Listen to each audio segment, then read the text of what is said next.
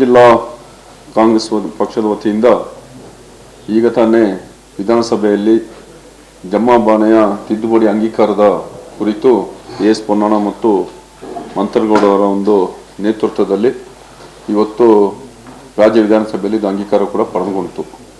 ಅದರಿಂದ ಈಗಾಗಲೇ ಪ್ರತಿಕ್ರಿಯೆ ಕೂಡ ಇವತ್ತು ಜನವಲಯದಲ್ಲಿ ಬಂದಿದೆ. ಆದರೆ ಕಳೆದ ಕೆಲವು ದಿನಗಳ ಹಿಂದೆ 3-4 ದಿನಗಳ ಹಿಂದೆ ಕೊಡಗಿನ ಮಾಜಿ ಶಾಸಕರುಗಳು ಒಂದು ವಿಚಾರವನ್ನು ತಪ್ಪು ದಾರಿಗೆ ಒಂದು ಎಳೆಯುವ ರೀತಿಯಲ್ಲಿ ಜನರ ಮನಸ್ಸಿಗೆ ತರುವಂತ ಒಂದು ವಿಚಾರವನ್ನು ಕೂಡ ನಾವು ಮಾಡಿದ ಸುಮಾರು 1 ಗಂಟೆ 5 ನಿಮಿಷಗಳ ಪತ್ರಿಕಾಗೋಷ್ಠಿಯನ್ನು ಕೂಡ ನಾವು 1987ರಿಂದ 2024ರವರೆಗೆ ಇದು ಏನ್ ನಡೀತು ಮನೆಯನ್ನ ಇವತ್ತು ಜನವಲಯದಲ್ಲಿ ತಮ್ಮ ಪತ್ರಿಕಾಗೋಷ್ಠಿ ಮೂಲಕ ಬಿತ್ತರಿಸಬೇಕಂತ ಹೇಳೋ ಒಂದು ವಿಚಾರವಾಗಿ ಇವತ್ತು ಈ ಪತ್ರಿಕಾಗೋಷ್ಠಿ ಕರೆದಿದ್ದೀವಿ. ಈ ಪತ್ರಿಕಾಗೋಷ್ಠಿಯ ಬಂಧುಗಳಿಗೆ ನಾನು ಇವತ್ತು ಜಿಲ್ಲಾ ಕಾಂಗ್ರೆಸ್ ವತಿಯಿಂದ ಸ್ವಾಗತಿಸಿದ್ದೇನೆ. ಅದೇ ರೀತಿ ಇವತ್ತು ಈ ಪತ್ರಿಕಾಗೋಷ್ಠಿಯಲ್ಲಿ ಎಸ್ ಪೊನ್ನಣ್ಣನವರ ಉಪಸ್ಥಿತಿ ನಾವು ಜಿಲ್ಲಾ ಕಾಂಗ್ರೆಸ್ ಪರ ಉಪಸ್ಥಿತಿದ್ದೀವಿ. ತಾವು ನಮ್ಮ ಮಾನ್ಯ ಶಾಸಕರಾದಂಥ ಎಸ್ ಪೊನ್ನಣ್ಣನವರು ಇದ್ರ ಬಗ್ಗೆ ವಿವರಣೆ ಕೊಡಬೇಕಂತ ನಾನು ಕೇಳ್ಕೊಳ್ತಿದ್ದೇನೆ. ಮೊನ್ನೆ ನಡೆದಂಥ 2 ಮಾಜಿ ಶಾಸಕರ ಕೆಲವು ಹೇಳಿಕೆಗಳು ಮತ್ತು ಅದರಲ್ಲಿರುವಂಥ ಅಸತ್ಯಗಳು ಇದೆಲ್ಲವನ್ನು ದಾಖಲೆ ಜೊತೆಗೆ ನಿಮ್ಮ ಮುಂದೆ ಇಡಬೇಕು ಅಂತ ಹೇಳುವಂಥದ್ದು. ಮೊದಲನೇದಾಗಿ ತಾವು ಈಗ ವಿಧಾನಸಭೆಯಲ್ಲಿ ನಡೆದಂಥ ಪೂರ್ಣವಾದಂಥ ಪ್ರಕ್ರಿಯೆಗಳನ್ನು ಅಲ್ಲಿ ನಡೆದಂಥ ಚರ್ಚೆಯನ್ನು ಕೂಡ ನಾನು ತೋರಿಸಿದ್ದೇನೆ. ಭಾಳ ಮುಖ್ಯವಾಗಿ ವಿರೋಧ ಪಕ್ಷದ ನಾಯಕರು ಮಾನ್ಯ ಅಶೋಕ್ರವರು, ಉಪನಾಯಕರಾದಂಥ ಅರವಿಂದ್ ಬೆಲ್ಲದ್ರವರು, ಹಿರಿಯ ಶಾಸಕರು ಮಾಜಿ ಗೃಹ ಸಚಿವರಾದಂಥ ಅರ್ಗ ಜ್ಞಾನೇಂದ್ರನವರು ಎಲ್ಲರೂ ಕೂಡ ಇದನ್ನು ಸ್ವಾಗತ ಮಾಡಿದ್ದಾರೆ. ಮತ್ತು ಇದು ಅತಿ ಅವಶ್ಯಕವಾದಂಥ ಒಂದು ತಿದ್ದುಪಡಿ. ನಾನು ಕಂದಾಯ ಸಚಿವನಾಗಿದ್ದಾಗ ಕೂಡ ಇದಕ್ಕೆ ಪ್ರಯತ್ನ ಪಟ್ಟಿದ್ದೇನೆ. ಭಾಳಷ್ಟು ವರ್ಷಗಳಿಂದ ನಡ್ಕೊಂಡು ಬಂದಿರುವಂಥದ್ದು. ಇದು ಜನರ ಸಮಸ್ಯೆ ಬಗೆಹರಿಸುವಂಥ ಪ್ರಯತ್ನ ಮಾಡ್ತಾಯಿದ್ದೀರಿ, ಮಾಡಿ ಒಳ್ಳೆಯದಾಗಲಿ ಅಂತ ಹೇಳುವಂಥದ್ದನ್ನು ಆ ಭಾಷೆಯನ್ನು ಬಳಕೆ ಮಾಡಿ ಇದನ್ನು ಸ್ವಾಗತ ಮಾಡಿದ್ದೀನಿ. ಇಡೀ ಭಾರತೀಯ ಜನತಾ ಪಕ್ಷ ವಿರೋಧ ಪಕ್ಷದಲ್ಲಿದ್ದರೂ ಕೂಡ ಇದನ್ನು ಸ್ವಾಗತ ಮಾಡಿದ್ರೆ ಸ್ಥಳೀಯ 2 ನಾಯಕರು ಇದನ್ನು ವಿರೋಧ ಮಾಡ್ತಾ ಇದ್ದಾರೆ. ಇದರಿಂದ ಯಾವುದೇ ಲಾಭ ಆಗಲಿಲ್ಲ ಅಂತ ತದ್ವಿರೋಧವಾದಂಥ ಹೇಳಿಕೆಯನ್ನು ಮೊನ್ನೆ ಕೊಟ್ಟಿದ್ದಾರೆ. ಬಹುಶಃ ಚುನಾವಣೆ ಅಖಾಡವನ್ನು ತಯಾರು ಮಾಡ್ಕೊಳ್ತಾ ಇದ್ದಾರೋ ಏನೋ ಗೊತ್ತಿಲ್ಲ. ಆದರೆ ಅದು ಸ್ವಾಗತ, ಪ್ರಜಾಪ್ರಭುತ್ವ ವ್ಯವಸ್ಥೆಯಲ್ಲಿ ಎಲ್ಲರಿಗೂ ಕೂಡ ಸ್ವಾಗತ. ಆದರೆ ಜನರಿಗೆ ತಪ್ಪು ಮಾಹಿತಿಯನ್ನು ಕೊಟ್ಟು ಸುಳ್ಳನ್ನು ಹೇಳುವಂಥದ್ದು, ದಾರಿ ತಪ್ಪಿಸುವಂಥದ್ದನ್ನು ನಿಲ್ಲಿಸಬೇಕು. ಅದನ್ನು ನಾವು ಒಪ್ಪಲಿಕ್ಕೆ ಸಾಧ್ಯನೇ ಇಲ್ಲ. ಇವತ್ತು ಎಲ್ಲರೂ ಕೂಡ ಸ್ವಾಗತ ಮಾಡ್ತಾ ಇರುವಂಥ ತಿದ್ದುಪಡಿಯಲ್ಲಿಂದ ಏನೂ ಆಗಲಿಲ್ಲ, ಇದರ ಅವಶ್ಯಕತೆಯೇ ಇರಲಿಲ್ಲ. 2012ರಲ್ಲೇ ನಮ್ಮ ತಿದ್ದುಪಡಿಯನ್ನು ಎಲ್ಲ ಬಗೆಹರಿದ್ಬಿಡ್ತು ಅಂತ ಹೇಳುವಂಥ ಸಂದೇಶವನ್ನು ಕೊಡುವಂಥ ಪ್ರಯತ್ನವನ್ನು ಮಾಡಿದಾರಲ್ಲ, ಇದರಲ್ಲಿ ಎರಡೂ ಕೂಡ ತಪ್ಪು. 2012ರಲ್ಲಾಗಿರುವಂಥ ತಿದ್ದುಪಡಿ ಸರಿ, ಆ ತಿದ್ದುಪಡಿಯಿಂದ ಎಲ್ಲ ಸಮಸ್ಯೆ ಬಗೆಹರಿದ್ಬಿಡ್ತು ಅಂತ ಹೇಳುವಂಥದ್ದು ತಪ್ಪು. ಮತ್ತು ಈ ತಿದ್ದುಪಡಿ ನಾವೇನು ಇವತ್ತು ತಂದಿದ್ವಿ ಅದು ಅನವಶ್ಯಕ ಅಂತ ಹೇಳುವಂಥದ್ದು ಕೂಡ ಒಂದು ದಾರಿ ತಪ್ಪಿಸುವಂಥ ರಾಜಕೀಯ ಪ್ರೇರಿತವಾದಂಥ ಪ್ರಯತ್ನ ಆಗಿದೆ ಅಂತ ಹೇಳಿ ಬಯಸ್ತಾ ಇದ್ದೀವಿ. ಈಗ ಚಕ್ಕೆರ ಪೋಯ ಕೇಸಿಂದ ಪ್ರಾರಂಭ ಮಾಡಿದ್ರು ಮಾನ್ಯ ಬೋಪಯ್ಯನವರು. ಅವರು ಕೂಡ ವಕೀಲರಾಗಿದ್ದವರು. ಬಹುಶಃ ಅವರು ಜಡ್ಜ್ಮೆಂಟ್ನ ತೀರ್ಪುಗಳನ್ನು ಓದಿ ಅಧ್ಯಯನ ಮಾಡಿ ಮಾತಾಡ್ತಾರೆ ಅಂತ ನಾನು ಭಾವಿಸಿದ್ದೆ. ಆದರೆ ಒಂದು ಉಚ್ಚ ನ್ಯಾಯಾಲಯದ ಪೂರ್ಣ ಬೆಂಚ್ ಅಂದರೆ ಫುಲ್ ಬೆಂಚ್ ನೀಡಿರುವಂಥ ತೀರ್ಪು ಯಾವ ರೀತಿ ಜನರ ಮುಂದೆ ಇಡಬೇಕು ಅಂತ ಹೇಳುವಂಥದ್ದು ಭಾಳ ಮುಖ್ಯ. ಯಾಕಂದರೆ ಇದು ಸಣ್ಣ ವಿಚಾರ ಅಲ್ಲ. ಇದು ಯಾವುದೋ ಹುಡುಗಾಟಿಗೆ ಥರ ಬಂದು ಏನೋ ಮಾತಾಡ್ಬಿಟ್ಟು ಈ ಹೇಳ್ತಾರೆ ಹಿಟ್ ಆ್ಯಂಡ್ ರನ್ ಅಂತಾರಲ್ಲ, ಆ ಥರ ಮಾಡಬಾರ್ದು. ಇದು ಭಾಳ ಗಂಭೀರದಿಂದ ತಗೊಂಡು ನಾವು ಇದರ ಬಗ್ಗೆ ಚರ್ಚೆ ಮಾಡಬೇಕು. ಚಕ್ಕೆರ ಪೋಯ ವರ್ಸಸ್ ಸ್ಟೇಟ್ ಆಫ್ ಕರ್ನಾಟಕದಿಂದ ಯಾವುದೇ ಲಾಭ ಆಗಲಿಲ್ಲ ಅಂತ ಹೇಳುವಂಥ ಮಾತನ್ನು ಹೇಳಿದರು. ಇನ್ಫ್ಯಾಕ್ಟ್ ಅದು ಸ್ವಲ್ಪ ನಮಗೆ ತೊಂದರೆನೇ ಆಗಿರೋ ರೀತಿಯಲ್ಲಿ ಅವರು ಹೇಳಿದರು. ಇದು ಎಷ್ಟು ಸರಿ, ಯಾಕೆ ಇದನ್ನು ಹೇಳ್ತಾ ಇದ್ದಾರೆ ಅಂತ ಹೇಳೋದನ್ನು ಕೂಡ ನಾವು ಅರ್ಥ ಮಾಡ್ಕೊಬೇಕು. ಬಹುಶಃ ಚಕ್ಕೆರ ಪೋಯ ಕೇಸ್ ಇರಲಿಲ್ಲ ಅಂತ ಹೇಳಿದರೆ 1 ಇಂಚು ಕೂಡ ಜಮಾಬಾಣೆ ಜಾಗ ಹಿಡುವಳಿದಾರರ ಕೈನಲ್ಲಿ ಇರ್ತಾ ಇರಲಿಲ್ಲ. ಯಾಕಂದರೆ ಆ ಪ್ರಕರಣ ದಾಖಲಾದಂಥ ಸಂದರ್ಭದಲ್ಲಿ 2 ಸರ್ಕ್ಯುಲರನ್ನು ಹೊರಡಿಸಿದ್ರು 86ನೇ ಇಸ್ವಿನಲ್ಲಿ. ಆ ಸರ್ಕ್ಯುಲರಲ್ಲಿ ಏನು ಹೇಳ್ತಾರೆ ಅಂತ ಹೇಳಿದ್ರೆ, ಇದು ಸರ್ಕಾರಿ ಜಾಗ, ಇಲ್ಲಿ ಸರ್ಕಾರಿ ಉದ್ದೇಶಕ್ಕೆ ಬಿಟ್ಟು ಬೇರೆ ಯಾವುದೇ ಆದಂಥ ಚಟುವಟಿಕೆಯನ್ನು ನಡೆಸಬಾರ್ದು. ಮತ್ತು 2ನೇ ಸರ್ಕ್ಯುಲರ್ ಏನು ಹೇಳುತ್ತೆ ಅಂದರೆ, ಇದೆಲ್ಲೂ ಕೂಡ ಹೊರಬಾರೆ ಆಗಬಾರ್ದು, ಪಾರ್ಟಿಷನ್ ಆಗಬಾರ್ದು, ರಿಜಿಸ್ಟ್ರೇಷನ್ ಆಗಬಾರ್ದು ಅಂತ ಹೇಳುವಂಥದ್ದು ಹೇಳ್ತಾರೆ. ಯಾವುದೇ ರೀತಿಯಾಗಿ ಆಗಬಾರ್ದು. ಪೂರ್ಣವಾದಂಥ ನಿರ್ಬಂಧವನ್ನು 86ನೇ ಇಸ್ವಿನಲ್ಲಿ ಹೇರಿರುವಂಥದ್ದನ್ನು ಪ್ರಶ್ನೆ ಮಾಡಿ ಚೆಕ್ಕೆಯ ಪೋಯನವರ ಪ್ರಕರಣವನ್ನು ದಾಖಲೆ ಮಾಡಿರುವಂಥದ್ದು. ಈ ಮೂರೂ ಸರ್ಕ್ಯುಲರನ್ನು ಕೂಡ ಪ್ರಶ್ನೆ ಮಾಡಿ 87ನೇ ಇಸ್ವಿನಲ್ಲಿ ನಾವು ನ್ಯಾಯಾಲಯಕ್ಕೆ ಹೋದ್ವಿ. ಚೆಕ್ಕೆರ ಪೋಯನವರು ಆ ಪ್ರಕರಣವನ್ನು ವಾದ ಮಾಡಿದ್ದು AK ಸುಬ್ಬಯ್ಯನವರು. ಬಹುಶಃ ಈ ಪ್ರಕರಣದಿಂದ ಲಾಭ ಆಗಿದೆ, ಜನರ ಸಮಸ್ಯೆ ಬಗೆಹರಿದ್ಬಿಟ್ಟಿದೆ ಅಂತ ಒಪ್ಕೊಬಿಟ್ರೆ AK ಸುಬ್ಬಯ್ಯನವರು ವಾದ ಮಾಡಿದ್ದಾರೆ, ಅದಕ್ಕೆ ಅವ್ರ ಮಗನಿಗೆ ಲಾಭ ಆಗ್ಬಿಡ್ಬೋದು ಅಂತ ಹೇಳುವಂಥದ್ದು ಇರ್ಬೋದೇನೋ ನನಗೆ ಗೊತ್ತಿಲ್ಲ. ಆದರೆ ಆ ಮಟ್ಟಕ್ಕೆ ನಾವು ಇಳಿಬಾರ್ದು ಅಂತ ನನ್ನ ಒಂದು ಕಳಕಳೆಯ ಮನವಿ. ಇದೆಲ್ಲ ಇತಿಹಾಸ. ಈ ನಾಡಿನಲ್ಲಿದ್ದಂಥ ದೊಡ್ಡ ಸಮಸ್ಯೆಯನ್ನು ಬಗೆಹರಿಸುವಂಥ ಒಂದು ಹೋರಾಟ. 86ನೇ ಇಸ್ವಿನಲ್ಲಿ 87ನೇ ಇಸ್ವಿನಲ್ಲಿ ಜಸ್ಟಿಸ್ NY ಹನುಮಂತಪ್ಪನವರು ಸಿಂಗಲ್ ಜಡ್ಜ್ ಆಗಿದ್ದರು. ಅವ್ರ ಮುಂದೆ ಈ ಪ್ರಕರಣ ಮೊದಲನೇದಾಗಿ ರಿಟ್ ಪಿಟಿಷನ್ ಆಗಿ ಬಂತು. ಅವರು ಭಾಳ ಜಟಿಲ ಇದೆ, ಇದು ಕಾನ್ಸ್ಟಿಟ್ಯೂಷನಲ್ ಇಶ್ಯೂಸ್ ಇದೆ, ಇದನ್ನು ಡಿವಿಷನ್ ಬೆಂಚಿಗೆ ರೆಫರ್ ಮಾಡಿ, ಶಿವಶಂಕರ್ ಭಟ್ರವರ ಡಿವಿಷನ್ ಬೆಂಚಿಗೆ. ಅವರು ಬೇಡ, ಒಂದೇ ಸಮಯ ಇದು ಬಗೆಹರಲಿ ಅಂತ ಹೇಳಿ ಲಾರ್ಜರ್ ಬೆಂಚಿಗೆ ರೆಫರ್ ಮಾಡಿದ್ರು. 3 judges, justice Majumdar, justice Raveendran ಮತ್ತು ಜಸ್ಟಿಸ್ ಸಬಾಯಿತ್. 70/11/1986ನೇ ಇಸ್ವಿನಲ್ಲಿ ಯಾವ ಹಕ್ಕು ಕೂಡ ಜಮ್ಮ ಬಾಣೆದಾನ ಹಿಡುವಳಿದಾರರಿಗಿಲ್ಲ, they do not have ownership rights ಅಂತ ಹೇಳುವಂಥ ಸರ್ಕ್ಯುಲರನ್ನು ಪ್ರಶ್ನೆ ಮಾಡಿದರು. ಅಂದರೆ 86ನೇ ಇಸ್ವಿನಲ್ಲಿ ಜಮ್ಮ ಬಾಣೆ ಹಿಡುವಳಿದಾರರಿಗೆ ಸರ್ಕಾರದ ಸುತ್ತೋಲೆ ಪ್ರಕಾರ ಯಾವುದೇ ಹಕ್ಕಿಲ್ಲ. ಇದನ್ನು ಪ್ರಶ್ನೆ ಮಾಡಿ 87ನೇ ಇಸ್ವಿನಲ್ಲಿ ರಿಟ್ ಪಿಟಿಷನ್ ದಾಖಲೆ ಆಗಿ ಡಿವಿಷನ್ ಬೆಂಚ್ಗೆ ಹೋಗಿ ಫುಲ್ ಬೆಂಚ್ಗೆ ಹೋಗಿದ ಮೇಲೆ 1993ನೇ ಇಸ್ವಿನಲ್ಲಿ ಚೆಕ್ಕೆರ ಪೋಯ ತೀರ್ಪನ್ನು ಬರ್ತಾ ಈ ಸರ್ಕ್ಯುಲರ್ ನೋಡಿಸಿದ್ರಲ್ಲ, ಇದನ್ನ ಕ್ವಾಶ್ ಮಾಡಿದ್ರು. ನಿಮ್ಗೆ ಓನರ್ಶಿಪ್ ರೈಟ್ಸ್ ಇಲ್ಲ ಅಂತ ಹೇಳುವಂಥದ್ದನ್ನ. ಇದು ಒಂದು ದಾಖಲೆ. ಈ ಜಡ್ಜ್ಮೆಂಟ್ ಇದು ಭಾರಿ ಒಂದು ತೀರ್ಪು ಮಾತ್ರ ಅಲ್ಲ, it's an encyclopedia on all tenures of Kodagu districts. ಜಮ್ಮ ಬಾಣೆ, ಹುಂಬ್ಳಿ, ಹಿತ್ತಲು ಇದೆಲ್ಲ ಏನು, ಯಾಕೆ ಈ ಥರ ಬಂತು ಅಂತೇಳಿ ಇದನ್ನು ಯಾವ ಥರ ವಿಂಗಡಣೆ ಮಾಡಿದ್ರೆ ಅಂದರೆ 4 ಅವಧಿ. 1899 ಕೂರ್ಗ್ ಲ್ಯಾಂಡ್ ರೆವಿನ್ಯೂ ರೆಗ್ಯುಲೇಷನ್ಸ್ ಬರೋದಕ್ಕಿಂತ ಮೊದಲು ಏನಿತ್ತು, 1899 ನಂತರ ಏನಿತ್ತು, 1964 ನಂತರ ಏನಿತ್ತು, ಈ ಸರ್ಕ್ಯುಲರ್ ಬಂದ ನಂತರ ಏನಿತ್ತು ಅಂತ ಇದನ್ನು 4 ಅವಧಿಗೆ ಡಿವೈಡ್ ಮಾಡಿ ಏನು ಜಮ್ಮ ಅಂದರೆ ಏನು, ಬಾಣೆ ಅಂದರೆ ಏನು, ಯಾವ್ಯಾವ ಥರ ಇದು JM ಲ್ಯಾಲ್ ಅಂತ ಹೇಳುವಂಥವ್ರ ವರದಿ ಏನು, ಬ್ರಿಟಿಷ್ ಅವರು ಇದನ್ನು ಯಾವ ಥರ ದಾಖಲೆ ಮಾಡ್ಕೊಂಡು ಬಂದಿದ್ದರು ಎಲ್ಲವನ್ನು ಪರಿಶೀಲನೆ ಮಾಡಿ ಭಾಳ ಮುಖ್ಯವಾದಂಥ 2 ಆದೇಶವನ್ನು ಕೊಟ್ಟರು. ನಾನು ಇವೆಲ್ಲ ಸಮಯ ಆಗಿರೋದ್ರಿಂದ ಸ್ವಲ್ಪ ಬೇಗ ಹೇಳ್ತೀನಿ, ಭಾಳ ಸುದೀರ್ಘವಾಗಿ ಮಾತಾಡಬೇಕು ಅಂತಿದ್ದೆ. ಎಲ್ಲ ಮೀನಿಂಗ್ ಆಫ್ ಜಮ್ಮ ಬಾಣೆ ಲ್ಯಾಂಡ್ಸ್ ಎಲ್ಲವನ್ನ ಕೂಡ ಪರಿಶೀಲನೆ ಮಾಡಿ ಕೊನೆಯದಾಗಿ 2 ವಿಚಾರವನ್ನು ಇವರು ತೀರ್ಮಾನ ಕೊಟ್ಟರು, ಡಿಕ್ಲರೇಷನ್ ಕೊಟ್ಟರು.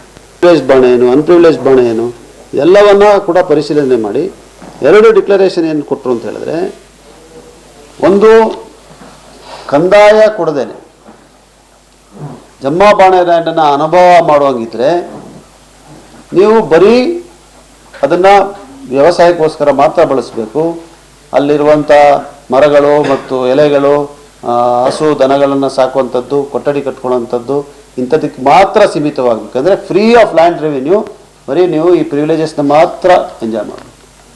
ಆದರೆ ನೀವು ಕಂದಾಯ ಕೊಟ್ಟಿದ್ರೆ ಮತ್ತು ಇದನ್ನು ಬೆಳೆ ಹಾಕಿದ್ರೆ, ಅಂದರೆ ಕಾಫಿ ಬೆಳೆನೋ ಅಡಿಕೆ ಬೆಳೆನೋ ಏನಾದ್ರು ಒಂದು ಬೆಳೆ ಹಾಕಿದ್ರೆ ಇದು ಪೂರ್ಣವಾಗಿ ಏಲಿನೇಟೆಡ್ ಬಾಣೆ ಆಗ್ತದೆ. ಎಲ್ಲ rights of N occupant under the Karnataka land revenue act ನಿಮ್ಗೆ ಸಿಗ್ತದೆ, ನಿಮಗೆ ಮಾಲೀಕತ್ವ ಸಿಗ್ತದೆ ಅಂತ ಹೇಳುವಂಥ ಘೋಷಣೆಯನ್ನು ಚೆಕ್ಕೆರ ಪೋಯ ಕೇಸಿನಲ್ಲಿ ಕೊಟ್ಟು ಈ 3 ಸರ್ಕ್ಯುಲರ್ ಏನು ಕೊಟ್ಟಿದ್ದಾರೆ, 81ರಲ್ಲಿ 86ರಲ್ಲಿ 2 ಸರ್ಕ್ಯುಲರು, ಇದೆರಡನ್ನು ಕೂಡ ರದ್ದು ಮಾಡಿರ್ತಾರೆ. ಸೊ ಇದನ್ನು ನಾನು ನಿಮಗೆ ಓದ್ಬಿಡ್ತೀನಿ ಒಂದೇ ನಿಮಿಷದಲ್ಲಿ. ಚೆಕ್ಕೆರ ಪೋಯ ಕೇಸಿನ ಇನ್ನೊಂದು ಏನು ಹೇಳ್ತಾರೆ ಅಂದರೆ, ನೀವು ಇದನ್ನು ಕಂದಾಯ ನಿಗದಿ ಮಾಡಿ ಕಂದಾಯಕ್ಕೆ ಹಾಕಬೇಕು. You must get land revenue, assess to land revenue and levy land revenue ಅಂತ ಕೂಡ ಚೆಕ್ಕೆರ ಪೋಯ ಕೇಸನ್ನು ಹೇಳ್ತಾರೆ. ಇದೊಂದು ಡಿಕ್ಲರೇಷನ್ ಓದ್ತೀನಿ. It is declared that alienated Jamma lands, Bane lands, which have ceased to be appendage to the work for servicing of which they were earlier held and which are put under cultivation and are fully assessed to land revenue, will be held by the holders of such alienated Jamma Bane lands as holders of occupancies of unalienated, fully assessed lands, and such occupants will be entitled to all the rights and subject to all obligations of occupant holders governed by the provisions of the Karnataka Land Revenue Act 1964 and rules made thereunder. ಅಂದರೆ ಎಲ್ಲ ಹಿಡುವಳಿದಾರರ ಹಕ್ಕು 1964 ಆ್ಯಕ್ಟ್ನಲ್ಲಿ ಏನು ಸಿಕ್ಕಿದೆ ಅಂದರೆ, ಈ ರಾಜ್ಯದ ಬೇರೆ ಜಾಗದಲ್ಲಿರುವಂಥ ಹಿಡುವಳಿದಾರರಿಗೆ ಏನು ಹಕ್ಕಿದೆ, ಅದೇ ಹಕ್ಕನ್ನು ಜಮ್ಮಾ-ಬಾಣೆ ಲ್ಯಾಂಡ್ ಹೋಲ್ಡರ್ಸ್ಗೂ ಕೂಡ ಕೊಟ್ಟರು. ನೀವು ಇದನ್ನು ಕಲ್ಟಿವೇಷನ್ ಮಾಡಿ ಅಸೆಸ್ಮೆಂಟ್ ಮಾಡಿಕೊಂಡ್ರೆ ಸಾಕು ಅಂತ ಹೇಳುವಂಥ ಡಿಕ್ಲರೇಷನ್ನ ಚಕ್ಕೆರಪೋಯ ಕೇಸಲ್ಲಿ ಕೊಟ್ಟು, copy annexure D, copy of the revenue commissioners ಇದು ಡೇಟೆಡ್ 1981, ಆಮೇಲೆ 1986 annexure E is hereby quashed ಅಂತ ಮಾಡೋದು. So far as prayer for quashing annexure F is concerned, Deputy Commissioner Kodugudi has issued direction to the sub-registrars functioning under the Registration Act not to register the sale deeds relating to lands held on Jamma tenures. It is obvious such a direction cannot be issued. The memo annexure F is therefore quashed. So ಇದು ಚಕ್ಕೆರಪೋಯ ಕೇಸ್ನಲ್ಲಿ ದಾಖಲೆ ಆಗಿರುವಂಥ ಒಂದು ತೀರ್ಪಿದು. ಇದರಿಂದ ಏನೂ ಆಗಲಿಲ್ಲ ಅಂತ ಹೇಳ್ತಾ ಇದ್ದಾರಲ್ಲ ಬೋಪಯ್ಯನವರು. ಅಂದರೆ ಅವತ್ತು ಅನೆಕ್ಷರ್ ಎಫ್ ಆಗರ ಉಳ್ಕೊಬಿಟ್ಟಿದೆ ಅಂದರೆ ಏನಾಗಿರೋದು ಪರಿಸ್ಥಿತಿ? ಕಂದಾಯ ನಿಗದಿ ಮಾಡಿ ಅಂತ ಆದೇಶ ಕೊಟ್ಟಿರೋದು ಚಕ್ಕೆರಪೋಯ ಕೇಸ್ನಲ್ಲಿ. ಅದರ ನಂತರ ನೀವು ಇದನ್ನು ಬೆಳೆ ಬೆಳೆಸಿದ್ರೆ, ಇದನ್ನು ವ್ಯವಸಾಯ ಮಾಡಿದ್ರೆ ಪೂರ್ಣವಾದಂಥ ಹಕ್ಕು ನಿಮಗೆ ಸಿಗ್ತದೆ ಅಂಥೇಳಿ ಕೊಟ್ಟಿರೋಂಥ ಎರಡೂ ಅವರ ಅವತ್ತಿನ ಕೊಟ್ಟಿದ್ದನ್ನು ವಾಶ್ ಮಾಡಿ. This is the Chakkerapoya case. ಇದಿರಲಿಲ್ಲ ಅಂದರೆ ಇದು ಜಾಗ ಸರ್ಕಾರಿ ಜಾಗ ಅಂತೇನು ಆದೇಶ ಹೊರಡಿಸಿತ್ತು, ಆದೇಶ ಉಳಿದಿರೋದು. ಇದು ಒಬ್ಬ ನ್ಯಾಯವಾದಿ ತೀರ್ಪನ್ನ ಓದಿ ಅರ್ಥ ಮಾಡ್ಕೊಳಕ್ಕಾಗಲಿಲ್ಲ ಅಂತ ಹೇಳೋದು ನಾನು ನಂಬಲಿಕ್ಕೆ ಸಾಧ್ಯ ಆಗ್ತದೆ. ಆಮೇಲೆ ಇದು ಮೊನ್ನೆವರೆಗೂ ಈ ತೀರ್ಪಿನ ಬಗ್ಗೆ ಒಳ್ಳೆಯದೇ ಮಾತಾಡ್ತಾರೆ. ಈಗ ಇದರ ನಂತರ ಏನಾಯಿತು ಅಂತ ಹೇಳುವಂಥದ್ದು ಭಾಳ ಮುಖ್ಯ. ಇದರ ನಂತರ 1993ನೇ ಇಸ್ವಿನಲ್ಲಿ ಇದು ಬಂತು. 96ಕ್ಕೆ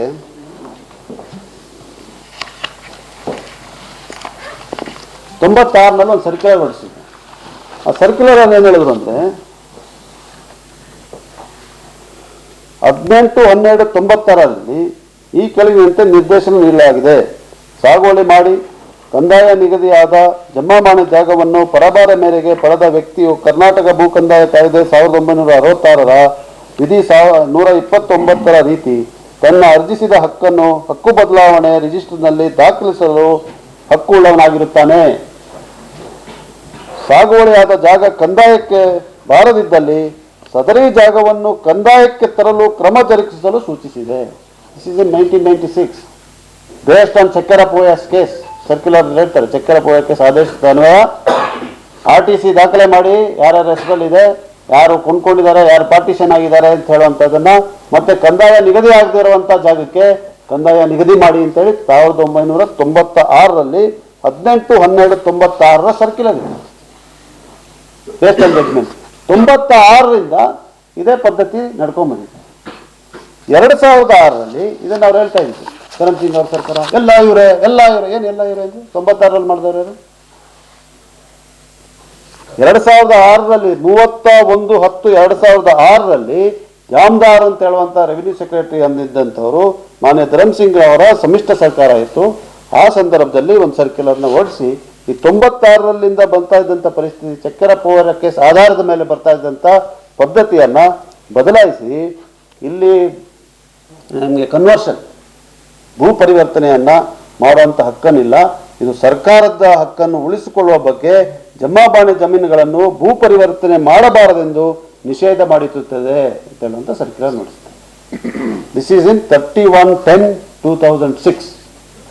ಈ ಸರ್ಕ್ಯುಲರ್ನ ನಮ್ಮ ಸರ್ಕಾರ ಬಂದ ಮೇಲೆ ನಾವು ಅಲ್ಲಿ ಹೋದ್ವಿ, ಅದ್ಯಾವುದೋ ರಾಜ್ಯೋತ್ಸವ ಅದನ್ನೇ ಬಹಿಷ್ಕಾರ ಹಾಕ್ಬಿಟ್ವಿ, ಹಿಂದಕ್ಕೆ ಪಡೆದ್ಬಿಟ್ರು ಅಂತ.